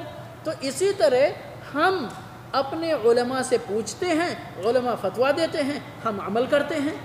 تو پہلے کے عمل میں اور آج کے عمل میں کوئی فرق تو نہیں ہے، یہ چیز پہلے بھی رائج تھی اور آج بھی رائج ہے، اور ہم اسی چیز کو کہتے ہیں کہ جس کے پاس علم نہیں ہے وہ اہل علم سے پوچھے گا، اہل علم فتویٰ دیں گے، وہ عمل کرے گا۔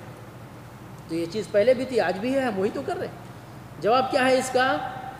کہتے ہیں یعنی بہت سارے ان علماء نے اس کی تردید کی اس طرح کہ آپ کا یہ دعویٰ کہ پہلے لوگ سوال کرتے تھے اور وہ لوگ جواب دیتے تھے، تو وہ لوگ جواب کیسے دیتے تھے؟ سوال یہاں ہے، وہ لوگ جواب کیسے دیتے تھے؟ جب کوئی سوال ان کے سامنے آتا تھا تو کہتے تھے قال اللہ تعالی، یہ مسئلہ ہے، اس مسئلے میں اللہ کا فرمان یہ ہے، یہ مسئلہ ہے قال رسول اللہ، اس میں رسول اللہ صلی اللہ علیہ وسلم کا فرمان یہ ہے۔ اور اس کی سب سے بڑی دلیل میں آپ کو بتاؤں، جو کبھی کبھی بدعت کے موضوع میں کہا جاتا ہے، جب عبداللہ ابن عمر رضی اللہ عنہ کے نزدیک بعض صحابہ کرام نے کہا تھا ایک مسئلے میں اعتراض کرتے ہوئے کہ آپ اے عبداللہ ابن عمر آپ یہ فرماتے ہیں اور آپ کے والد صاحب یہ کہتے ہیں، حضرت عمر بن خطاب خلیفہ ثانی ان کے بارے میں کہا کہ آپ کے والد یہ کہتے ہیں، تو عبداللہ ابن عمر رضی اللہ عنہ نے کیا جواب دیا تھا؟ اخشى ان تمطر علیکم حجارۃ من السماء، مجھے ڈر ہے کہ تمہارے اوپر آسمان سے پتھروں کی بارش ہو جائے۔ اقول قال رسول اللہ صلی اللہ علیہ وسلم وانتم تقولون قال ابو بکر قال عمر، یعنی میں کہتا ہوں کہ اللہ کے رسول نے ایسا فرمایا صلی اللہ علیہ وسلم، اور تم کہتے ہو ابو بکر نے کہا، عمر نے کہا۔ کہاں اللہ کے رسول صلی اللہ علیہ وسلم کی شخصیت ذات گرامی رسول اکرم صلی اللہ علیہ وسلم، اور کہاں ابو بکر اور عمر؟ رسول کے ساتھ ان لوگوں کا یعنی میل کیا ہے؟ تو اس کا مطلب کیا ہے کہ صحابہ کرام دیتے تھے فتویٰ یقیناً، لیکن کس بنیاد پر دیتے تھے؟ کتاب اللہ اور سنت رسول صلی اللہ علیہ وسلم کی بنیاد پر دیتے تھے۔ اسی بات کو امام شوکانی رحمۃ اللہ علیہ نے کہا کہ یہ تقلید شروع ہی ہوئی ہے خیر القرون کے چلے جانے کے بعد، یعنی کسی شخص کی بات کو بغیر دلیل کے قبول کرنے کا جو رواج شروع ہوا ہے وہ صحابہ کرام تابعین اور تبع تابعین کے ختم ہونے کے بعد شروع ہوا ہے، اور ائمہ اربعہ کی جو تقلید کی بات کی جا رہی ہے وہ تو 4 صدی ہجری میں شروع ہوا ہے۔ وہ کب شروع ہوا؟ 4 صدی ہجری میں شروع ہوا۔ تو یہاں یہ اجماع بھی باطل کہتے ہیں۔ دوسرا جو معقول، جو ان کا عقلی دلیل ان کی ہے، کہتے ہیں بھائی دیکھو، یعنی اللہ رب العالمین نے انسانوں کو پیدا کیا اور ہماری عقلی صلاحیت یعنی سب انسان کے الگ الگ ہے، ایک آدمی ہوشیار ہے، ایک آدمی اچھا سمجھدار ہے، ایک آدمی کم سمجھ ہے، ایک آدمی یعنی نچلے درجے کی سمجھ رکھتا ہے، بالکل بھولا بھالا ہے۔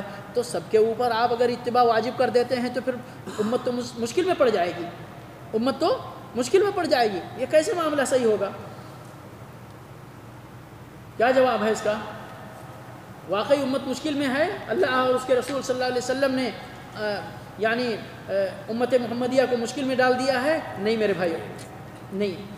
تھوڑی دیر پہلے ہم نے آپ کو کے سامنے ذکر کیا نا کہ تقلید اصلاً حرام ہے، صحیح نہیں ہے، اتباع واجب ہے، لیکن بعض حالات ہیں جہاں پر بعض لوگوں کے لیے بعض حالات میں تقلید جائز ہے۔ وہ حالات جہاں بھی پیش آئیں گے وہاں پر آدمی تقلید کرے گا، جائز ہے۔ سمجھ گئے؟ کیوں؟ اس لیے کہ اللہ رب العالمین نے خود فرمایا اتقوا اللہ ما استطعتم، تم اللہ سے ڈرو اتنا جتنا کہ تمہارے پاس طاقت ہو۔ لا یکلف اللہ نفسا الا وسعہا، اللہ رب العالمین کسی کی طاقت سے زیادہ اس کو مکلف ہی نہیں فرماتا ہے. تو پھر یہ کہنا کہ صاحب امت مشکل میں، امت کبھی مشکل میں نہیں. شریعت کبھی بھی اپنے ماننے والوں کو مشکل میں نہیں ڈالتی. شریعت ہمیشہ مشکل کا حل پیش کرتی ہے. ہمیشہ کیا کرتی ہے؟ مشکلات کا حل پیش کرتی ہے. حل تلاش کرنے والا چاہیے، حل ڈھونڈنے والا چاہیے. بس مشکل پیدا کرنے والے مشکل پیدا کریں گے، اور حل تلاش کرنے والے حل تلاش کر لیں گے انشاءاللہ. تو یہاں یہ جو بات کہی گئی کہ صاحب یعنی بعض لوگ اس چیز کی صلاحیت نہیں رکھتے مت، کوئی مشکل نہیں ہے، وہ اپنی صلاحیت کے مطابق کام کریں گے. لیکن میں اس سے پہلے بھی کئی درسوں میں کہ بہانہ بنانا الگ چیز ہے، اور واقعی کسی کی حالت ایسی ہو یہ الگ چیز ہے. آج ہمارے بہت سارے بھائی کم علمی کا یا بے علمی کا یا عوام میں سے ہونے کا جو بہانہ بناتے ہیں، میرے بھائیوں وہ بہانہ قابل قبول نہیں ہے. آپ انجینئر ہو گئے، انجینئرنگ ویسے پاس کر لیا آپ نے بغیر ذہنی صلاحیت کے. آپ ڈاکٹر بن گئے، ویسے ہی ڈاکٹر بن گئے. آپ سائنٹسٹ بن گئے، ویسے ہی سائنٹسٹ بن گئے. آپ پولیٹیشین بن گئے، ویسے ہی بن گئے. کیا آپ ایک اچھے بزنس مین بن گئے، ویسے ہی بن گئے؟ ویسے نہیں بنے نا. آپ نے اس کے صلاحیت موجود ہے، لیکن آپ نے جس فیلڈ میں استعمال کیا اس فیلڈ میں آپ کو کامیابی ہوئی. شریعت کے لیے آپ کے پاس نہ وقت ہے نہ صلاحیت ہے، تو پھر کہاں سے ملے؟ تو یہ کہنا کہ صاحب میں تو عوام میں سے ہوں، میرے پاس کوئی عقل نہیں ہے دین کو سمجھنے کے لیے. آپ کے پاس عقل ہے خوب، پر آپ نے اس عقل کو دین کو سمجھنے کے لیے استعمال نہیں کیا. یہ بہانہ نہیں چلے گا. یہ بہانہ یاد رکھیں، یہاں پر یہ بہانہ نہیں چلے گا. اور یہ بہانہ پیش کرنے والوں کا بھی یہ سوچ لینا چاہیے کہ وہ پیش کرنے سے بھی نہیں چلے گا. کیوں؟ اللہ رب العالمین نے سورہ قمر کے اندر 4 بار فرمایا ہے وَلَقَدْ يَسَّرْنَا الْقُرْآنَ لِلذِّكْرِ فَهَلْ مِن مُدَّكِرٍ. ہمارے بھائی ہندوستان میں بہت سارے اور دنیا کے مختلف حصوں میں کہتے ہیں نا کہ نہیں یہ قرآن بہت مشکل کتاب ہے، یہ صرف چند لوگ ہی سمجھ پائیں گے اس کو، باقی کوئی نہیں سمجھ پائے گا. اگر ہم مان بھی لیں اس کو کہ چند ہی لوگ سمجھ پائیں گے اس کو، کوئی نہیں سمجھے گا، تو بھی میرے بھائی اور دوستو تقلید کے ماننے والوں کے اتنے بڑے بڑے مدارس اور اتنے بڑے بڑے تحقیقاتی سینٹر جو بنے ہوئے ہیں، تو ان کو بھی قرآن سمجھ میں نہیں آتا. ان کو بھی سمجھ میں نہیں آتا قرآن، ان کو بھی نبی صلی اللہ علیہ وسلم کے فرامین سمجھ میں نہیں آتے. چلو عوام کو چھوڑ دیتے ہیں. ابھی تو ہم آپ کی بات کرتے ہیں جو شیخ محترم ہیں، جو محدث ہیں، جو شیخ الحدیث ہیں، جو مفتی ہیں. پر آپ کیوں نہیں عمل کرتے قرآن اور حدیث پر؟ کوئی جواب نہیں میرے بھائی اور دوستو. اللہ رب العالمین نے فرمایا افلا يتدبرون القرآن ام على قلوب اقفالها. قرآن میں تدبر نہیں کرتے یا ان کے دل پہ تالے لگے ہوئے ہیں؟ دراصل مسئلہ یہی ہے. اسی طرح جہنمیوں کے سلسلے میں اللہ رب العالمین نے جو ارشاد فرمایا وَلَقَدْ ذَرَأْنَا لِجَهَنَّمَ كَثِيرًا مِنَ الْجِنِّ وَالْإِنسِ لَهُمْ قُلُوبٌ لَا يَفْقَهُونَ بِهَا. آگے اللہ نے فرمایا أُولَئِكَ كَالْأَنْعَامِ. کیا فرمایا اللہ نے آگے؟ أُولَئِكَ كَالْأَنْعَامِ بَلْ هُمْ أَضَلُّ. وہ چوپایوں کی طرح ہیں، جانوروں کی طرح ہیں، بلکہ جانوروں سے بھی گئے گزرے ہیں. لیکن اللہ جہنم میں ڈالے گا. کیوں جہنم میں ڈالے گا؟ اگر ان کے پاس عقل نہیں تھی، جانور کی طرح تھے، عقل نہیں تھی، تو جہنم میں ڈالنا تو ظلم ہو جائے گا، اور اللہ ظالم نہیں ہے. اس کا مطلب یہ ہے کہ اللہ نے ان کو صلاحیت دی ہے، پر انہوں نے اس صلاحیت کو استعمال نہ کر کے خود کو جانور کی طرح بنا لیا، بلکہ جانور سے گئے گزرے بن گئے، اس لیے وہ جہنم کے مستحق ہو گئے. معاملہ یوں ہی اتنا آسان نہیں ہے میرے بھائی اور دوستو. اس لیے اللہ رب العالمین سے دعا کریں کہ پروردگار ہدایت عطا فرمائے، توفیق عطا فرمائے. اللہ کا وعدہ ہے والذین جاہدوا فینا لنہدینہم سبلنا، کہ جو لوگ اللہ کے بارے میں جد و جہد کرتے ہیں. کیا مطلب اللہ کے بارے میں گلی گلی ڈھونڈتے ہیں؟ نہیں، اللہ کی نشانیوں میں غور کرتے ہیں، اللہ کی آیات میں غور کرتے ہیں، قرآن پڑھتے ہیں، قرآن میں تدبر کرتے ہیں، اور اپنے رب کو پہچاننے کی کوشش کرتے ہیں، اپنے رب کے دین کو سیکھتے ہیں اور پھر اس پر عمل کرتے ہیں. یوں ہی کام نہیں چلتا ہے. آگے چل کے میرے بھائی اور دوستو، جو یعنی میں نے بتایا کہ ایک تو تقلید کو واجب کرتے ہیں، ان کی دلیلیں یہ ہو گئیں، ان کا جواب یہ ہو گیا، ٹھیک ہے۔ دوسرے کہتے ہیں اتباع واجب ہے، اتباع واجب ہے ہر حال میں، ٹھیک ہے۔ یہ کون لوگ ہیں؟ یہ ابن حزم رحمۃ اللہ علیہ ہیں، اسی طرح امام شوکانی رحمۃ اللہ علیہ ہیں، اور ابن خویز منداد مالکی، یعنی چند علماء ایسے ہیں جو بالکل اس سلسلے میں ایک دم سخت ہیں کہ نہیں صاحب کسی بھی حال میں تقلید۔ لیکن واللہ عالم یہ علماء بھی اس اصول کو شریعت کے فراموش تو نہیں کر سکتے، اتقوا اللہ ما استطعتم، جہاں یہ بات آئے گی کہ صاحب ہم کو واقعی ہمارے پاس کچھ بھی طاقت نہیں ہے، صلاحیت، یعنی اللہ کے بندے، اللہ نے مختلف مستویٰ رکھا ہے سب کا، تو وہاں پر یہ لوگ نہیں کہہ سکتے۔ لیکن خیر انہوں نے سختی کا پہلو اپنایا ہے۔ آگے چل کر ابن تیمیہ رحمۃ اللہ علیہ، ابن قیم رحمۃ اللہ علیہ اور ان جیسے اعتدال پسند محقق علماء نے جنہوں نے ذرا تفصیل کیا، کہا کہ تقلید حرام ہے، اتباع واجب ہے، لیکن بعض خاص حالات میں تقلید جائز ہو جاتی ہے۔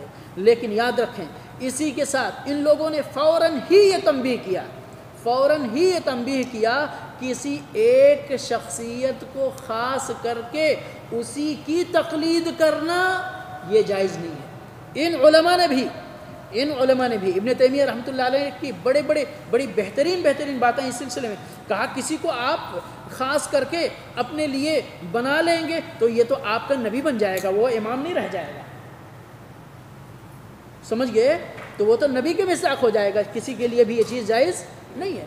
بلکہ جائز جو تقلید ہوگی آپ کے زمانے میں، آپ کے شہر میں، آپ کے ملک میں اس وقت جو متقی، پرہیزگار، صاحب ورع و تقوی، اہل علم موجود ہو، اس سے پوچھو۔ اب یہ ہے کہ چونکہ آپ دلیل نہیں سمجھ سکتے اس لیے اتنا پوچھ لو اس سے کہ کیا یہی اللہ اور اس کے رسول کا حکم ہے؟ وہ بول دے ہاں یہی اللہ اور اس کے رسول کا حکم ہے، خلاص آپ لے لو، عمل کرو، کوئی مشکل نہیں۔ سمجھ گئے؟ اتنا تو کر سکتے ہیں نا، اتنا کر سکتے ہیں نا، پھر اتنا کیوں نہیں کرتے؟ اسی لیے کہ اس کو ضروری نہیں سمجھتے، صاحب کوئی بات نہیں۔ اور ابھی میں بتاتا ہوں جو ہم لوگوں نے یعنی صرف دین کے سلسلے میں فتویٰ لینے اور دینے کے لیے صرف 2 دروازے نہیں بلکہ پتہ نہیں کتنے دروازے اور کتنے لوگوں کے لیے دروازے کھول رکھے ہیں، جس کی وجہ سے شریعت کے اندر یہ افراتفری اور یہ گمراہیاں پیدا ہوئی ہیں۔ دلیل کیا ہے ان کی؟ جو لوگ اتباع کو واجب کرتے، صرف استثناء بعض حالات میں کرتے، پورا قرآن اور قرآن کے اندر اللہ اور اس کے رسول صلی اللہ علیہ وسلم کی اتباع فرما برداری کے سلسلے میں جتنے نصوص ہیں، احادیث کے اندر تمسک بالکتاب و سنہ کے سلسلے میں جتنی احادیثیں ہیں، وہ ساری کے ساری اسی چیز کی دلیل ہیں۔ جو آیت میں نے سب سے پڑھی آپ کو معلوم، آپ یقین مانیں، سبحان اللہ رب العالمین تو یعنی اس کا کلام تو جامع ہوتا ہے نا۔ صرف پورے قرآن میں یہی ایک آیت جو میں نے پڑھی ہے، یہی ایک آیت اگر مسلمان سمجھ لیں اور سمجھ کر اس پر عمل کر لیں تو کبھی زندگی میں تقلید نہیں کریں گے۔ یا وہ تقلید جو آج ہمارے اندر پائی جاتی ہے نا، وہ تقلید تو یقیناً جڑ سے ختم ہو جائے گی۔ کیا فرماتا اللہ رب العالمین؟ یا ایھا الذین آمنوا اطیعوا اللہ واطیعوا الرسول، اللہ کی اطاعت کرو، اس کے رسول کی اطاعت کرو، وَأُولِي الْأَمْرِ مِنْكُمْ، اور اولو الامر کی اطاعت کرو۔ اب اولو الامر کس کو کہتے ہیں؟ کچھ مفسرین نے کہا حکام مراد ہیں، کچھ مفسرین نے کہا علماء مراد ہیں، کچھ نے کہا دونوں مراد ہیں، اور واللہ عالم یہی بات زیادہ صحیح ہے کہ حکام اور علماء دونوں مراد ہیں، اس لیے کہ دونوں دین اور دین کی مصلحت کے لیے کام کرتے ہیں، اور دونوں کی بات یہاں مراد ہے، دونوں کی باتیں امت کو ماننی چاہیے، لیکن شرط کے ساتھ۔ وَأُولِي الْأَمْرِ مِنْكُمْ، اطیعوا اللہ کہا نا، وَأَطِیعُوا الرَّسُول کہا، اطیعوا دونوں جگہ ہے کہ نہیں ہے؟ اللہ کی بھی اطاعت کرنا ہے مستقل، اس کے رسول صلی اللہ علیہ وسلم کی بھی اطاعت کرنا ہے مستقل۔ جب اولو الامر کا نام لیا تو اطیعوا غائب ہو گیا، ہے کہ نہیں؟ اللہ نے اطیعوا یہاں سے حذف کر دیا۔ کیا مطلب؟ ان کی اطاعت اللہ اور اس کے رسول کی انڈر میں ہے۔ وَأُولِي الْأَمْرِ مِنْكُمْ، ان کی اطاعت تم کو کرنا ہے جب اللہ کی اطاعت ان کی اطاعت میں ہو۔ ان کی اطاعت کرنا ہے جب رسول کی اطاعت ان کی اطاعت میں ہو. اگر ان کی اطاعت کرنے سے اللہ کی خلاف ورزی ہو جائے، اللہ کی نافرمانی ہو جائے تو ان کی نہیں ہوگی. ان کی اطاعت کرنے سے رسول کی اطاعت نافرمانی میں بدل جائے تو نہیں کرنا. بات سمجھ میں آ رہی ہے؟ یہاں پر ابھی شخصیت کی بات آ گئی نا، اللہ کی بات ختم ہو گئی، معصوم کی بات ختم ہو گئی. اطیعوا اللہ واطیعوا الرسول واولی الامر منکم. شخصیتوں کی بات، حکام بھی ہمارے جیسے انسان ہیں، علماء بھی ہمارے جیسے انسان ہیں. معصوم نہ وہ ہے نہ یہ ہے. ٹھیک ہے نا؟ اختلاف ہو سکتا ہے کہ نہیں؟ فَإِن تَنَازَعْتُمْ، نمبر آیا اختلاف کا. فَإِن تَنَازَعْتُمْ فِي شَيْءٍ، اگر تمہارے درمیان اختلاف ہو جائے کسی چیز کے سلسلے میں، فَرُدُّوهُ إِلَى اللَّهِ وَالرَّسُولِ، تو اللہ اور اس کے رسول کی طرف لوٹا دو. بات ختم ہو گئی. کسی اور دلیل کی ضرورت ہے نہیں ضرورت. لیکن پھر بھی دلیلیں کتنی چاہیے؟ قرآن اور حدیث دلیلوں سے بھرا پڑا ہے.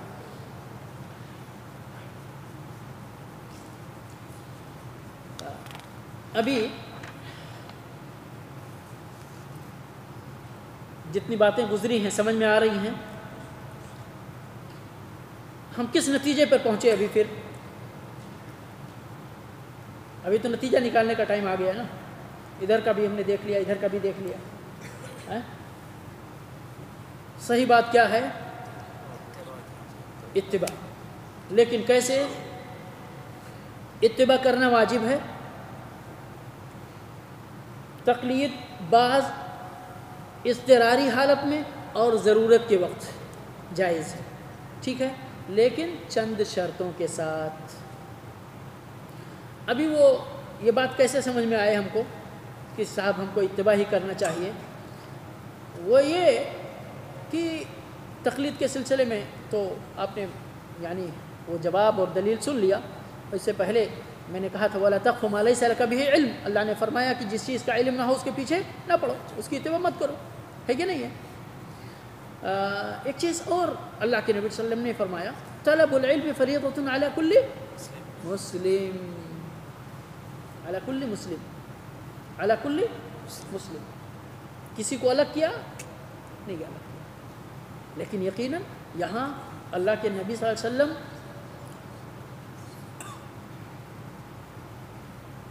کا کلام بھی جامع اور معنی ہے. یقیناً ہم یہ نہیں کہہ سکتے کہ صاحب جس کو اپنا نام بھی 5 منٹ کے بعد بھول جاتا ہو اس کو کہیں تم بخاری یاد کرو، تم قرآن کا حفظ کرو.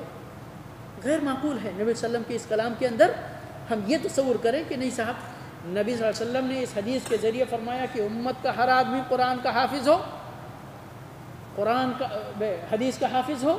ممکن نہیں. کیا مطلب ہے پھر؟ طلب العلم فریضۃ علی کل مسلم.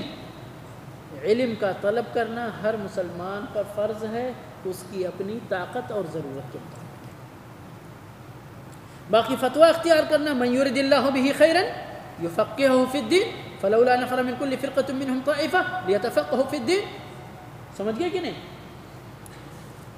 اور یعنی طلب علم کے سلسلے میں جتنی بھی روایتیں ہیں سب متخصصین کے اوپر فٹ ہوتی ہیں.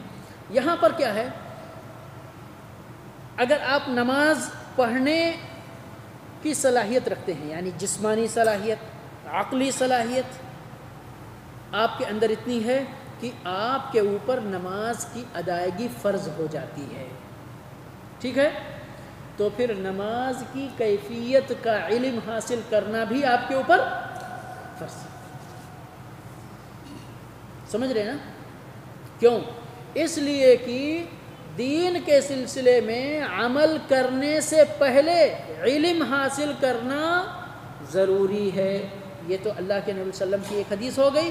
اللہ نے فرمایا، امام بخاری رحمۃ اللہ علیہ نے صحیح بخاری کے اندر ایک باب باندھا ہے، باب العلم قبل القول والعمل. کچھ کرنے سے، کچھ کہنے سے پہلے علم حاصل کرنا ضروری ہے.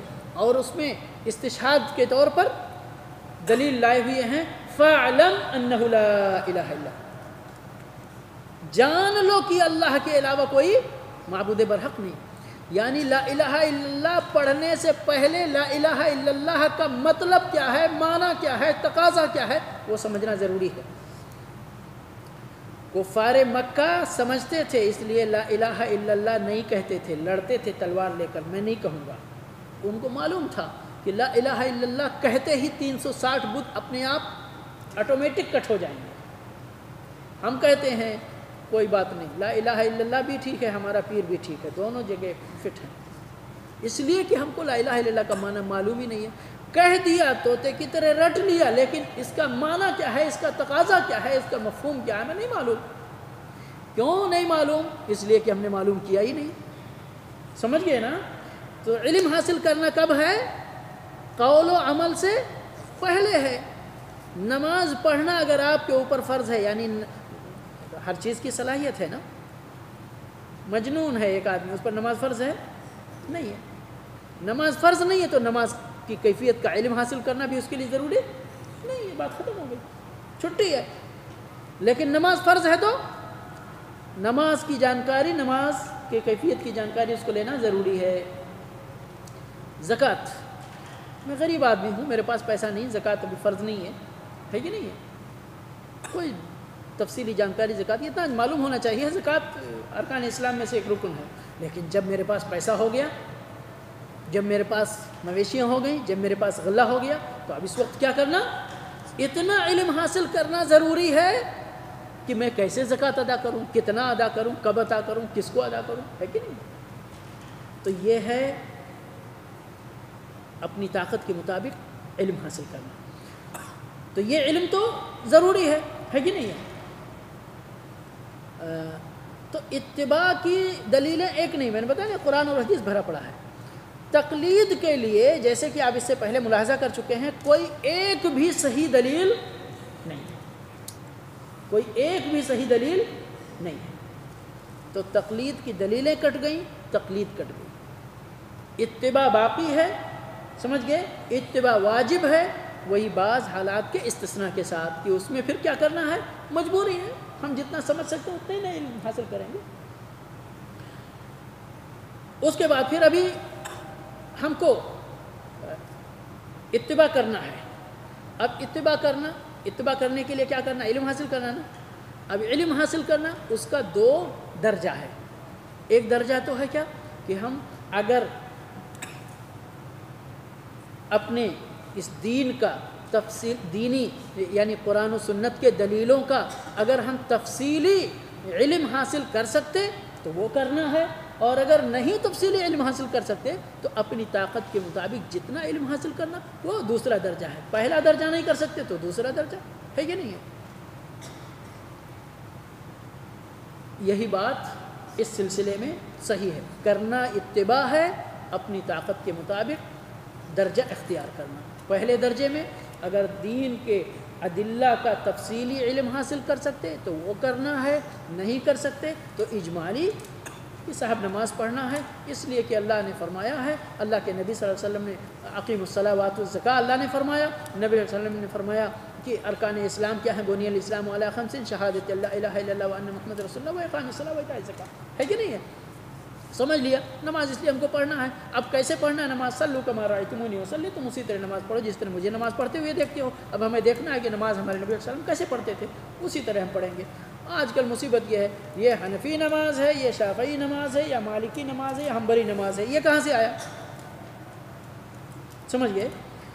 اسی چیز کی جگہ نہیں ہے شریعت کے اندر، اسی چیز کی جگہ نہیں ہے شریعت کے اندر. محمدی نماز، صلوا کما رأیتمونی اصلی. کیا اگر یہ دین کا حصہ ہوتا تو کیا اللہ کو کوئی چیز یعنی روک سکتی تھی کہ اللہ یعنی ابھی قیامت کی نشانیاں کتنی ظاہر ہو رہی ہیں، سبحان اللہ. اللہ کے نبی صلی اللہ علیہ وسلم نے اس وقت یہ سب باتیں بتا دی ہے کہ نہیں ہے؟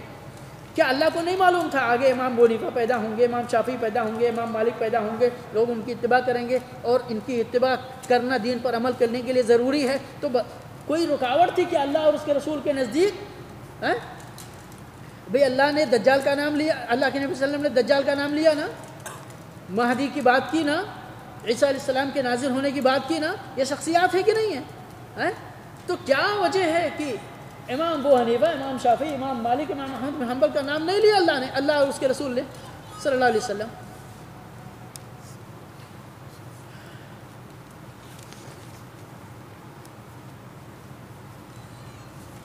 ابھی بات جب سمجھ میں آ گئی تو اب دیکھیں کہ ہم نے کہا نا کہ بعض حالات میں تقلید جائز ہے۔ لیکن دیکھیے اب خلاصے کے طور پر انشاءاللہ یہ ہم 6 حالتیں بیان کر رہے ہیں کہ جس میں تقلید کرنا ہر حال میں مذموم اور گناہ کا کام ہے۔ سمجھ گئے؟ جس میں سے بہت خطرناک باتیں بھی ہیں جس میں امت مبتلا ہے ابھی۔ اور یہاں بیٹھے ہوئے بھائیوں سے میں ایک بار پھر اپیل اور گزارش کرتا ہوں کہ وہ حق کی تلاش کی نیت لے کر بیٹھیں اور ان باتوں کو سنیں تاکہ حق کی طرف رہنمائی۔ اللہ سے دعا کریں کہ پروردگار یہ تیرے دین کے سلسلے میں مختلف فی باتیں ہیں، پروردگار تو اس میں حق جو ہے وہ حق کی طرف ہماری رہنمائی فرما۔ سب سے پہلی بات یہ ہے کہ جو شخص اجتہاد اور دلیلوں کو سمجھنے کی طاقت رکھتا ہو اس کے لیے جائز نہیں ہے کہ وہ کسی کی تقلید کی طرف رخ کرے۔ شیخ شنقیطی رحمۃ اللہ علیہ نے کہا ہے کہ یہ تقلید بلا کسی اختلاف کے جائز نہیں ہے کہ جو دلیل کو سمجھ سکتا ہو، مثال کے طور پر ابھی یعنی ہم نماز کی ہی مثال لے لیں، سینے پر ہاتھ باندھنا کیوں؟ اس لیے کہ اللہ کے نبی صلی اللہ علیہ وسلم کے بارے میں آتا ہے کہ آپ نے دائیں ہاتھ کو بائیں ہاتھ پہ رکھا اور دونوں ہاتھوں کو پھر سینے پہ باندھ دیا۔ سورہ فاتحہ نماز میں پڑھنا کیوں؟ اس لیے کہ نبی صلی اللہ علیہ وسلم نے فرمایا لا صلاۃ الا بفاتحۃ الکتاب۔ اور اسی طرح کی بہت ساری باتیں جو صاف ہیں، کلیئر ہیں اپنے یعنی مضمون کے اندر، ٹھیک ہے؟ تو جو دلیلوں کو سمجھ سکتا ہو وہ تقلید کرے، بغیر دلیل کے کسی کی بات کو قبول کرے، یہ بالکل درست نہیں ہے۔ دوسری بات،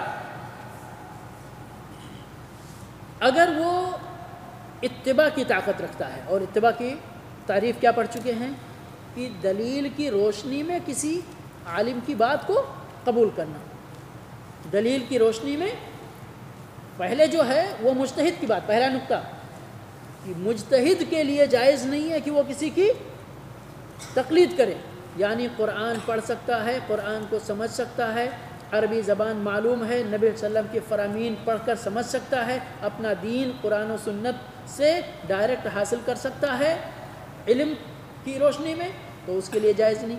جو شخص اتباع کر سکتا ہے یعنی عالم سے پوچھے گا، لیکن جب عالم اس کو بتائے گا یہ مسئلہ اس طرح ہے، اس کی دلیل یہ ہے، تو اس چیز کو وہ سمجھ سکے اگر، تو پھر اس کے لیے جائز نہیں ہے کہ وہ بغیر دلیل کے کسی کی بات کو قبول کرے اور بالکل اندھی تقلید کرتا چلا جائے۔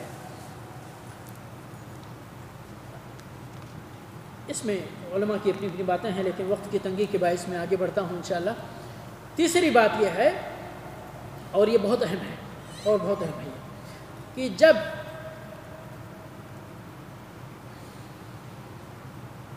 مقلد، ایک آدمی جو تقلید کر رہا ہے، ٹھیک ہے، جس امام کی یا جس عالم کی تقلید کر رہا ہے، وہ جب اس مقلد کے لیے یہ بات واضح ہو جائے کہ قرآن کی یا سنت کی دلیل ہمارے اس عالم یا اس امام کے حکم کے خلاف ہے، تو پھر کسی بھی حال میں اس کے لیے جائز نہیں کہ کتاب اللہ اور سنت رسول کی دلیل کو چھوڑ کر اپنے اس عالم یا امام کی بات کو بلا دلیل قبول کرے۔ سمجھ بات آ رہی ہے؟ اس صورت میں، اور یہ بہت اہم ہے، آج یہی ہو رہا ہے نا، آج یہی ہو رہا ہے کہ جب آپ کے لیے یعنی کتنے لوگ ہیں دلیلیں بخاری کی بھی ہو،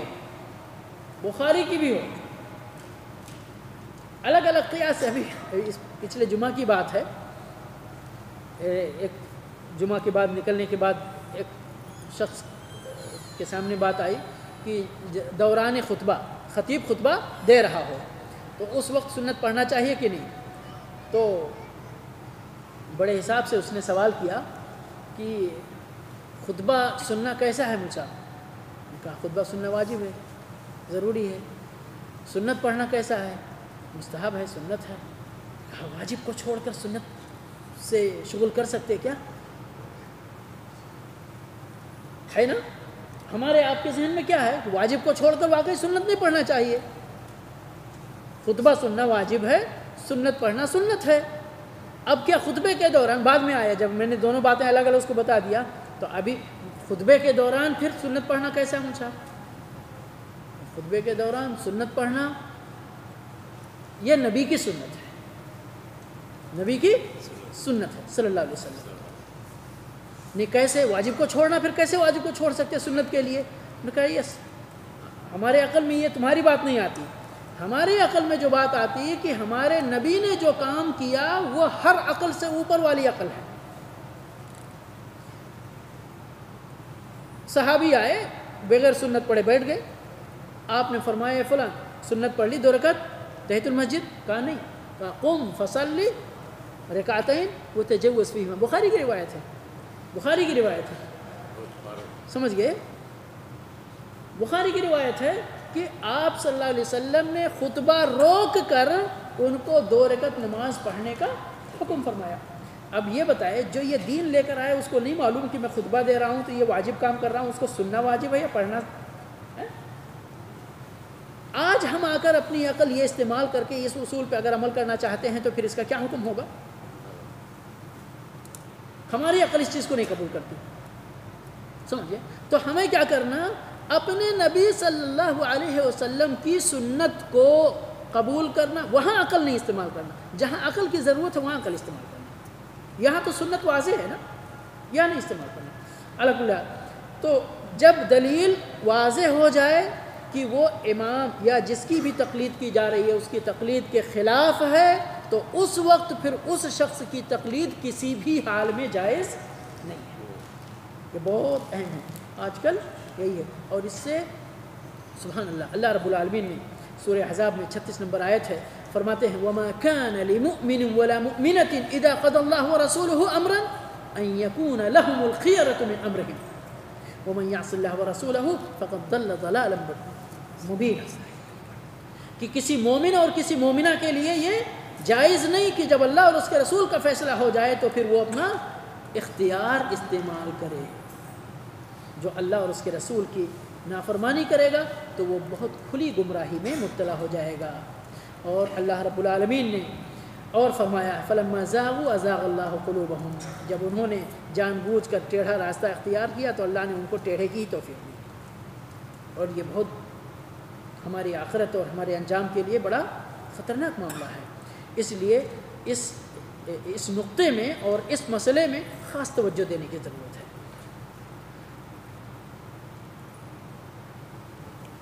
ایک اور اہم مسئلہ جو میں نے جس کا پہلے اشارہ کیا کہ آج امت اس میں بھی بہت مبتلا ہے، کیا ہے وہ؟ ایسے آدمی کی تقلید کرنا کہ جو فتویٰ دینے کا اہل نہ ہو، فتویٰ دینے کا اہل نہ ہو۔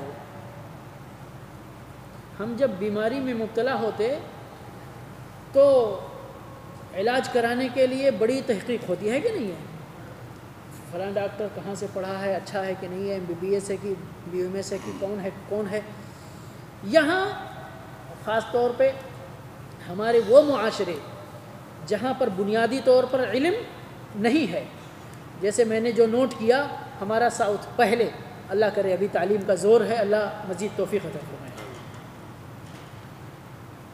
ہمارے یعنی ہندوستان کے UP اور بہار کے علاقوں سے ہو سکتا ہے درجہ 5-6 تک پڑھ کے یا اس سے بھی کم پڑھ کے بہرحال چند صورتیں یاد رہتی ہیں، داڑھی رکھ لیتا ہے، اونچا پاجامہ، لمبا کرتا اور ٹوپی، اور چلا آتا ہے بیچارہ اپنا ملک چھوڑ کر جہاں اس کو کوئی نہیں جانتا۔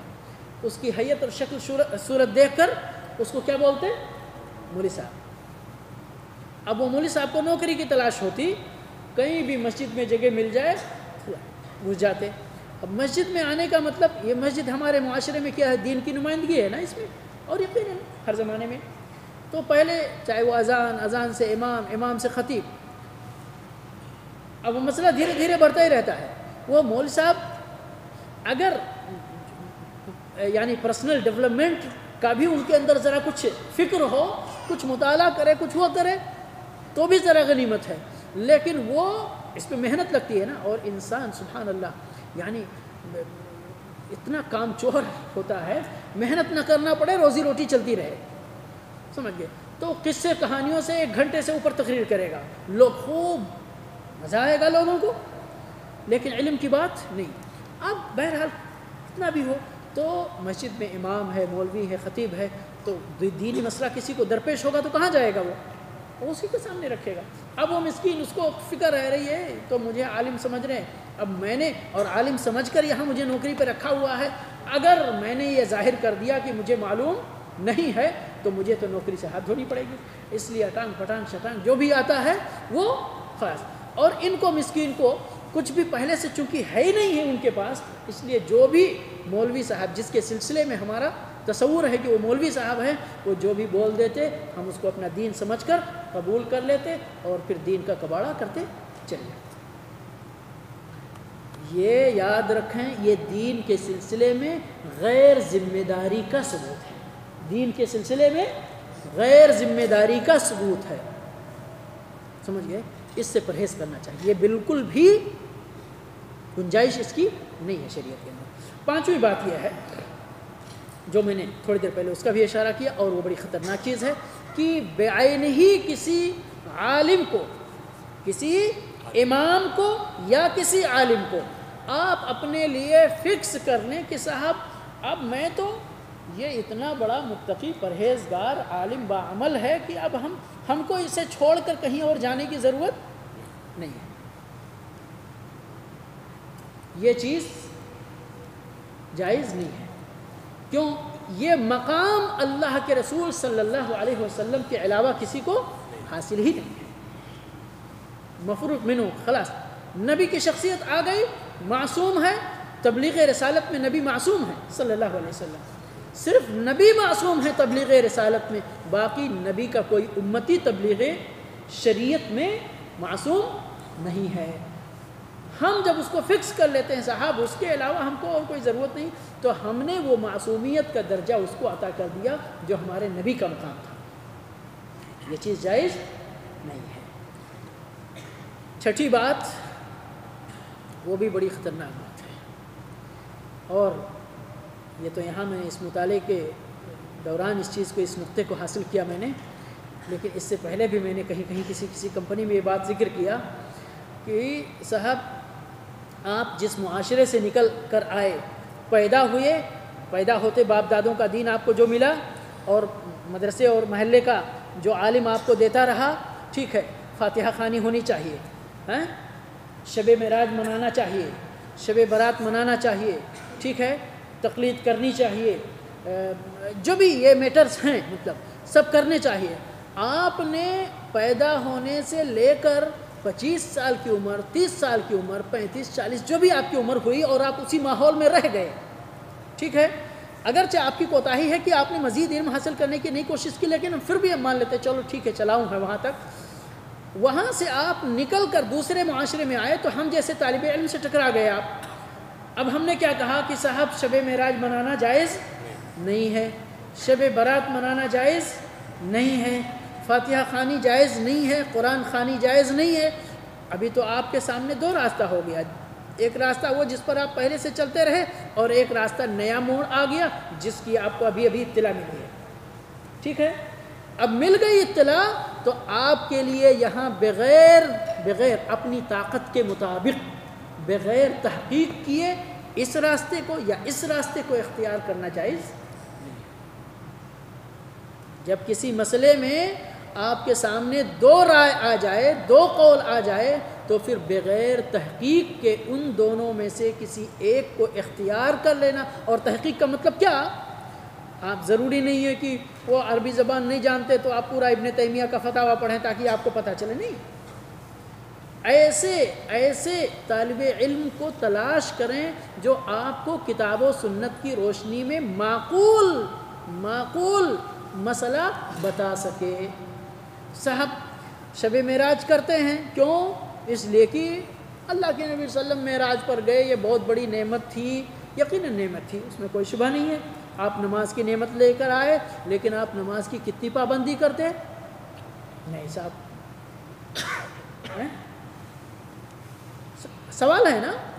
ٹھیک ہے، آپ 27 رجب کو یہ شب معراج مناتے ہیں، کیا ہمارے نبی صلی اللہ علیہ وسلم واقعی اسی 27 رجب کو آسمان پر گئے تھے، معراج ہوا تھا؟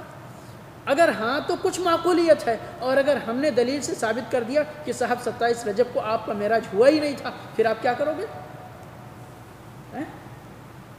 مسئلہ آپ کے سامنے ذرا مشکل ہو گیا نا. تو یہاں پر دلیل کی روشنی میں جس یعنی کی بات آپ کو سمجھ میں آئے، دلیل کی روشنی میں، خواہش کی روشنی میں نہیں، دلیل کی روشنی میں پھر عمل کریں، تب آپ کی نجات ہوگی. اور یہ نہیں صاحب کیا ہمارے باپ دادا باطل پر تھے؟ میں نے ایک نقطہ اس میں رکھا تھا، حذف کر دیا، کہ تقلید کی مختلف شکلیں، جس میں ایک شکل یہی ہے کہ لوگ دین کی تقلید بھی نہیں کرتے، اماموں کی تقلید بھی نہیں کرتے، اپنے باپ دادا کی تقلید کرتے. یاد رکھیں، ہمارے باپ دادا کیا اتنے زمانے سے عمل کرتے آ رہے ہیں، کیا غلط پر ہے وہ؟ تو باپ دادا کی تقلید تو سرے سے اس شریعت کے اندر اس کا نام و نشان بھی نہیں ہونا چاہیے، لیکن ہے کسی نہ کسی شکل میں موجود ہے وہ. تو ابھی خلاصے کے طور پر کسی خاص کو فکس کر کے، متعین کر کے اس کی تقلید کرنا جائز ہے یا نہیں؟ نہیں ہے. اماموں کی تقلید پھر کٹ گئی کہ نہیں کٹ گئی؟ کٹ گئی. مجتہد کے لیے تقلید جائز نہیں ہے. اب یہ اتنے بڑے بڑے جو یعنی سبحان اللہ، یعنی شیطان جب گمراہ کرتا ہے، مجتہد ہیں لیکن کیا ہیں؟ مجتہد المذہب ہیں، یعنی ان کی ساری محنت جو ہے وہ مرکوز ہے اسی مذہب کا علم حاصل کرنے کے سلسلے میں. ارے بھئی آپ کے پاس اتنا علم ہے کہ مذہب کا علم حاصل کرو، تو کتاب و سنت سے کیا بیر ہے آپ کو؟ کتاب و سنت سے کیا دشمنی ہے آپ کو کہ جو محنت آپ اپنے مذہب کے لیے کر رہے ہیں، وہی محنت اگر آپ کتاب و سنت کے لیے کر لیں تو ہو سکتا ہے اللہ رب العالمین آپ کو اس دین کے ستاروں میں سے ایک ستارہ بنا دے. لیکن نہیں صاحب، بڑا بڑا مسند ہے اور تحقیق ہے اور سب کچھ ہے، لیکن محدود ہے. سمجھ گئے کہ یہ ساری چیزیں جائز نہیں ہیں. میں نے کہا تھا، اگرچہ وقت اور ہو گیا، لیکن صرف چند باتیں اشاروں میں. یہ بتائیے میرے بھائی اور دوستو، جیسے میں آپ کے سامنے طالب علم بیٹھا ہوں، میں آپ کو اپنے سلسلے میں کوئی بات کہوں، صبر کر لیں تھوڑا، اس لیے کہ ہو سکتا ہے ابھی یہ موقع نہ ملے دوبارہ اس طرح بزم سجانے کا. میں آپ کو تعلیم دوں اور اس کے ساتھ ساتھ یہ تلقین کروں، بھائی دیکھو میں ایک طالب علم ہوں، ہمارا علم محدود ہے اور ہمارا اجتہاد بھی محدود ہے، سب کچھ ہماری صلاحیتیں محدود ہیں، معصوم بھی نہیں ہیں، غلطی کر سکتے ہیں. اس لیے ہماری بات کو دیکھو، تولو میزان شریعت پر، کتاب و سنت کے ترازو پر رکھ کر اس کو تول لینا. جب پورا اترے تو اس پر عمل کرنا، پورا نہیں اترے تو اس پر عمل نہیں کرنا. تو کیا آپ کے لیے پھر یہ جائز رہ جاتا ہے کہ میں جو کچھ بھی بولوں آپ آنکھ بند کر کے اس کو سنیں اور ہضم کر لیں اور پھر اسی پر عمل کرتے جائیں؟ یہ ہمارے ساتھ انصاف ہوگا آپ کا؟ نہیں. پھر انصاف کیا ہوگا؟ واقعی ہماری باتوں کو پرکھیں. آپ انسان ہونا، غلطی ہو سکتی ہے، ہمارے پاس کوئی یعنی کوئی ایسا سورس نہیں ہے کہ صاحب اگر میں غلطی کرنے لگوں تو کوئی پھیر دے مجھے، الا اللہ کی توفیق. سمجھ گئے؟ تو اس صورت میں پھر آپ کو تھوڑا سنبھل کر، اور یہی بات سارے لوگوں کے لیے، نبی صلی اللہ علیہ وسلم کو چھوڑ کر سارے لوگوں کے لیے یہی بات ہے. ٹھیک ہے؟ ہمارے ائمہ اگر اپنے بارے میں ہم کہتے ہیں نا امام صاحب ہمارے امام اعظم ہیں، اور ہر آدمی اپنے امام کو امام اعظم ہی سمجھتا ہے، اور اس کے لیے میرے پاس بڑی بہترین مثال تھی لیکن میں ابھی عرض نہیں کر سکتا اس لیے کہ وقت درکار ہے شرح کے لیے. لیکن اتنا کہتا ہوں کہ ہر مقلد اپنے اس امام کے سلسلے میں یہی رائے رکھتا ہے. اگر یہ رائے نہ رکھتا تو اسی کی صرف تقلید کیوں کرتا؟ اسی کو امام اعظم سمجھتا ہے نا. امام ابو حنیفہ والے امام ابو حنیفہ کو امام اعظم سمجھتے، امام شافعی کو ماننے والے امام شافعی کو امام اعظم سمجھتے. نہیں تو اگر ان کے دل کے کسی گوشے میں ہوتا نہیں صاحب ہمارے امام شافعی امام اعظم نہیں، امام ابو حنیفہ، تو پھر ان کے پاس کیوں نہیں جاتے؟ سمجھ رہے ہیں؟ بات سمجھ میں آ رہی ہے نا؟ تو ہر آدمی اپنے امام کے بارے میں یہی رائے رکھتا ہے کہ ہمارے امام اعظم ہے۔ کیا امام اعظم کو نہیں معلوم تھا کہ میں امام اعظم ہوں یا امام اصغر؟ آپ کو ان کے بارے میں زیادہ معلوم، ہمارے بارے میں ہم کو زیادہ معلوم، یا آپ کو زیادہ معلوم؟ اپنے نفس کو میں زیادہ سمجھتا ہوں، اپنی صلاحیت کو مجھے زیادہ معلوم ہے کہ نہیں؟ ہر امام نے سبحان اللہ، اور یاد رکھیں میرے بھائی اور دوستو کہ امام جو ہم نے تقلید کی تعریف میں کہا تھا نا کہ تقلید کرنے والا جس کی تقلید کرتا ہے اس کا پٹا اپنے گلے میں باندھ لیتا ہے اور اس کے انجام کو مقلد جس کی تقلید کر رہا ہے اپنے امام کے گلے میں کر دیتا ہے۔ یاد رکھیں اگر امام نے اس پٹے کو قبول کیا ہوتا یا امام کہہ کر گئے ہوتے کہ میں جو کچھ کہہ رہا ہوں وہ بالکل پورا کا پورا 100% صحیح ہے، اس لیے تم اس پر عمل کرتے رہنا، تو وہ اس کے متحمل ہوتے۔ انہوں نے تو صاف صاف کہہ دیا کہ صاحب میں انسان ہوں، نبی نہیں ہوں، ایک عالم ہوں، طالب علم ہوں، لیکن مجھ سے غلطی ہو سکتی ہے، اس لیے تم دیکھ بھال کر عمل کرنا۔ سارے اماموں نے کہا ہے، مختصر جھلکی لے لیں آپ بس، صرف میں نے پورا نہیں نقل کرنا انشاءاللہ۔ امام ابو حنیفہ رحمۃ اللہ علیہ سن 80 میں پیدا ہوئے، 150 میں انتقال ہوا۔ فرماتے ہیں اذا صح الحدیث فهو مذہبی، جب حدیث صحیح مل جائے تو وہی میرا مذہب ہے۔ اب پورا بخاری پورا مسلم یہ کس کا مذہب ہے؟ امام ابو حنیفہ رحمۃ اللہ علیہ کا مذہب ہے۔ کیوں نہیں اختیار کرتے؟ ہم اگر صحیح حنفی ہیں تو ہم کو امام ابو حنیفہ کی اس بات پر بھی تو عمل کرنا چاہیے نا۔ ہم اپنی خواہش کے مطابق حنفی ہیں اور الزام دیتے ہیں امام پر، سمجھ گئے؟ ہم اپنی خواہش کی پجاری ہیں، یاد رکھیں ہم اپنے خواہش کے پجاری ہیں، ورنہ امام نے تو کہہ دیا میری بات کو تولو، تول کر پھر عمل کرو۔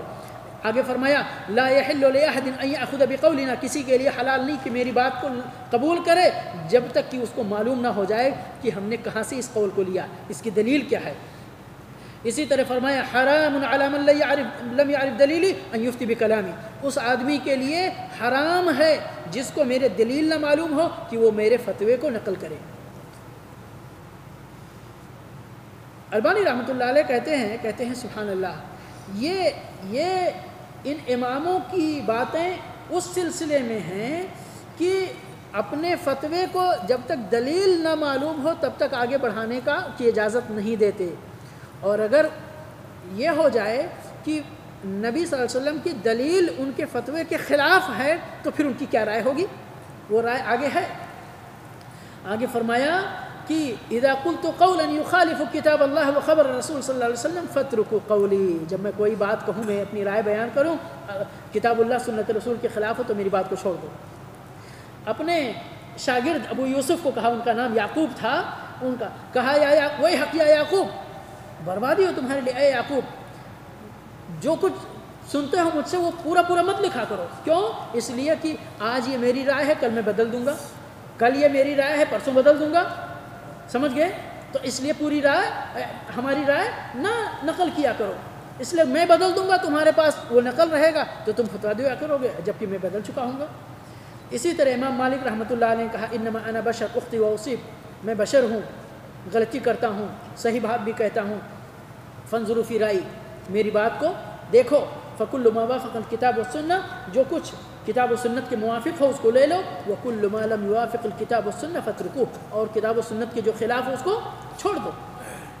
اسی طرح امام شافعی رحمۃ اللہ علیہ نے بھی اذا صح الحدیث فهو مذہبی، جب صحیح حدیث مل جائے تو وہی میرا مذہب ہے، اور کل حدیث عن النبی صلی اللہ علیہ وسلم فهو قولی، نبی صلی اللہ علیہ وسلم کی ہر حدیث وہ میری بات ہے، یعنی اصول دے دیا، پرنسپلس دے دیے، عمل کرنا ہمارا کام ہے۔ اسی طرح امام احمد بن حنبل رحمۃ اللہ علیہ نے کہا کہ نہ میری تقلید کرو، نہ مالک کی تقلید کرو، نہ شافعی کی تقلید کرو، نہ اوزاعی نہ ثوری کی، بلکہ جہاں سے ان لوگوں نے لیا ہے کتاب و سنت سے تم بھی لیا کرو۔ لجنہ دائمہ کا فتویٰ ہے جو میں نے نقل کیا تھا بس 3 منٹ، کہ جس شخص کے پاس کتاب و سنت سے استنباط کرنے کی، یعنی دلیل سے مسئلہ نکالنے کی صلاحیت ہو تو اس کو دلیل سے مسئلہ نکالنا چاہیے، چاہے کتابیں پڑھنی چاہیے اور قرآن و حدیث کا مطالعہ کر کے اس کو نکالنا چاہیے۔ جو اس کا اہل نہ ہو تو کیا کرے؟ وہ اپنے زمانے میں اپنی جگہ پہ موجود امانت دار علماء سے سوال کرے اور وہ اس سوال کا جو جواب ملے دلیل کی روشنی میں اس پر وہ عمل کرے، اور عمل کر یعنی کتاب اللہ اور سنت رسول پر عمل پیرا ہو. سمجھ گئے؟ اسی طرح آخر میں چل کر کہتے ہیں کہ کوئی بھی شخص چاروں مذاہب میں سے کسی عالم کو فکس کر کے یا کسی امام کو فکس کر کے اس کی تقلید نہ کرے. یہ لجنہ دائمہ کا، یہاں سعودی بہت سے لوگ کہتے ہیں نا یہاں کے لوگ بھی مقلد ہیں، رہے ہوں گے، یا ہو سکتا ہے علماء کی پوری جماعت ہے، کوئی اکا دکا نکلے. یہاں مذہب حنبلی یہاں پہ تھا، لیکن ابھی جو علماء کا مذہب ہے وہ کتاب و سنت ہے میرے بھائی اور دوستوں، الا بعض چند چھوڑ کے. یہ دیکھیں ان کی یہ فتویٰ ہے لجنہ دائمہ کا، ابن باز رحمۃ اللہ علیہ اور ان جیسے یعنی علماء کی جو کمیٹی نے یہ فتویٰ صادر کیا ہے کہ ائمہ اربعہ میں سے کسی عالم کو خاص کر کے اس کی تقلید نہ کیا جائے. اور جو شخص یہ اعتقاد رکھے یا یہ گمان رکھے کہ علم یا چاروں مذاہب میں سے کسی مذہب کی تقلید کرنا ہی ضروری ہے، یعنی حق اسی میں محصور ہے، فَهُوَ مُخْطِئ، تو وہ خطا کار ہے، وہ غلطی پر ہے. اس نے بغیر کسی دلیل کے شریعت جو بڑی کشادہ تھی اس کو تنگ کر دیا، اس کو تنگ کر دیا ایک مذہب. اور آپ کو بتاؤں میں اگر شریعت کا مطالعہ کیا جائے تو بہت سارے ایسے مسائل نکلتے ہیں جس میں چاروں اماموں کا مذہب ایک طرف ہے اور نبی صلی اللہ علیہ وسلم اور کتاب و سنت کی دلیل ایک طرف ہے، یعنی حق ان چاروں ائمہ میں محصور نہیں ہے. خلاصہ کیا نکلا؟ بات سمجھ میں آئی؟ کیا کرنا ہے ہم کو؟ قرآن اور حدیث پر عمل کرنا ہے. جس کی بات ان کے خلاف ہو اس کی بات کو چھوڑ دینا ہے، چاہے وہ امام ہو، چاہے ان سے پہلے کا ہو کوئی، چاہے ان سے بعد کا ہو کوئی. اگر امامت اور تقلید کا حق یا حقیت دیکھی جائے تو کیا خلفائے اربعہ کو ان اماموں سے کم حق حاصل تھا؟ لیکن کسی نے ان کو یہ حق نہیں دیا، دینا بھی نہیں تھا، اس لیے کہ یہ حق دراصل نبی صلی اللہ علیہ وسلم کا ہے. سمجھ گئے؟ اس لیے ہم کو دین کا مطالعہ قرآن اور حدیث کی دلیلوں کی روشنی میں اور اسی روشنی میں جو بات جو مسئلہ حق ثابت ہو اس کو ہمیں فالو کرنا، اس پر عمل کرنا. رب العالمین سے دعا ہے کہ پروردگار ہمیں اس دین کے اندر حق بات کو تلاش کرنے، اس پر عمل کرنے کی توفیق بخشے. وآخر دعوانا الحمد للہ رب العالمین وصلی اللہ علی نبینا محمد وعلی آلہ وصحبہ اجمعین وصلی اللہ علی نبینا محمد.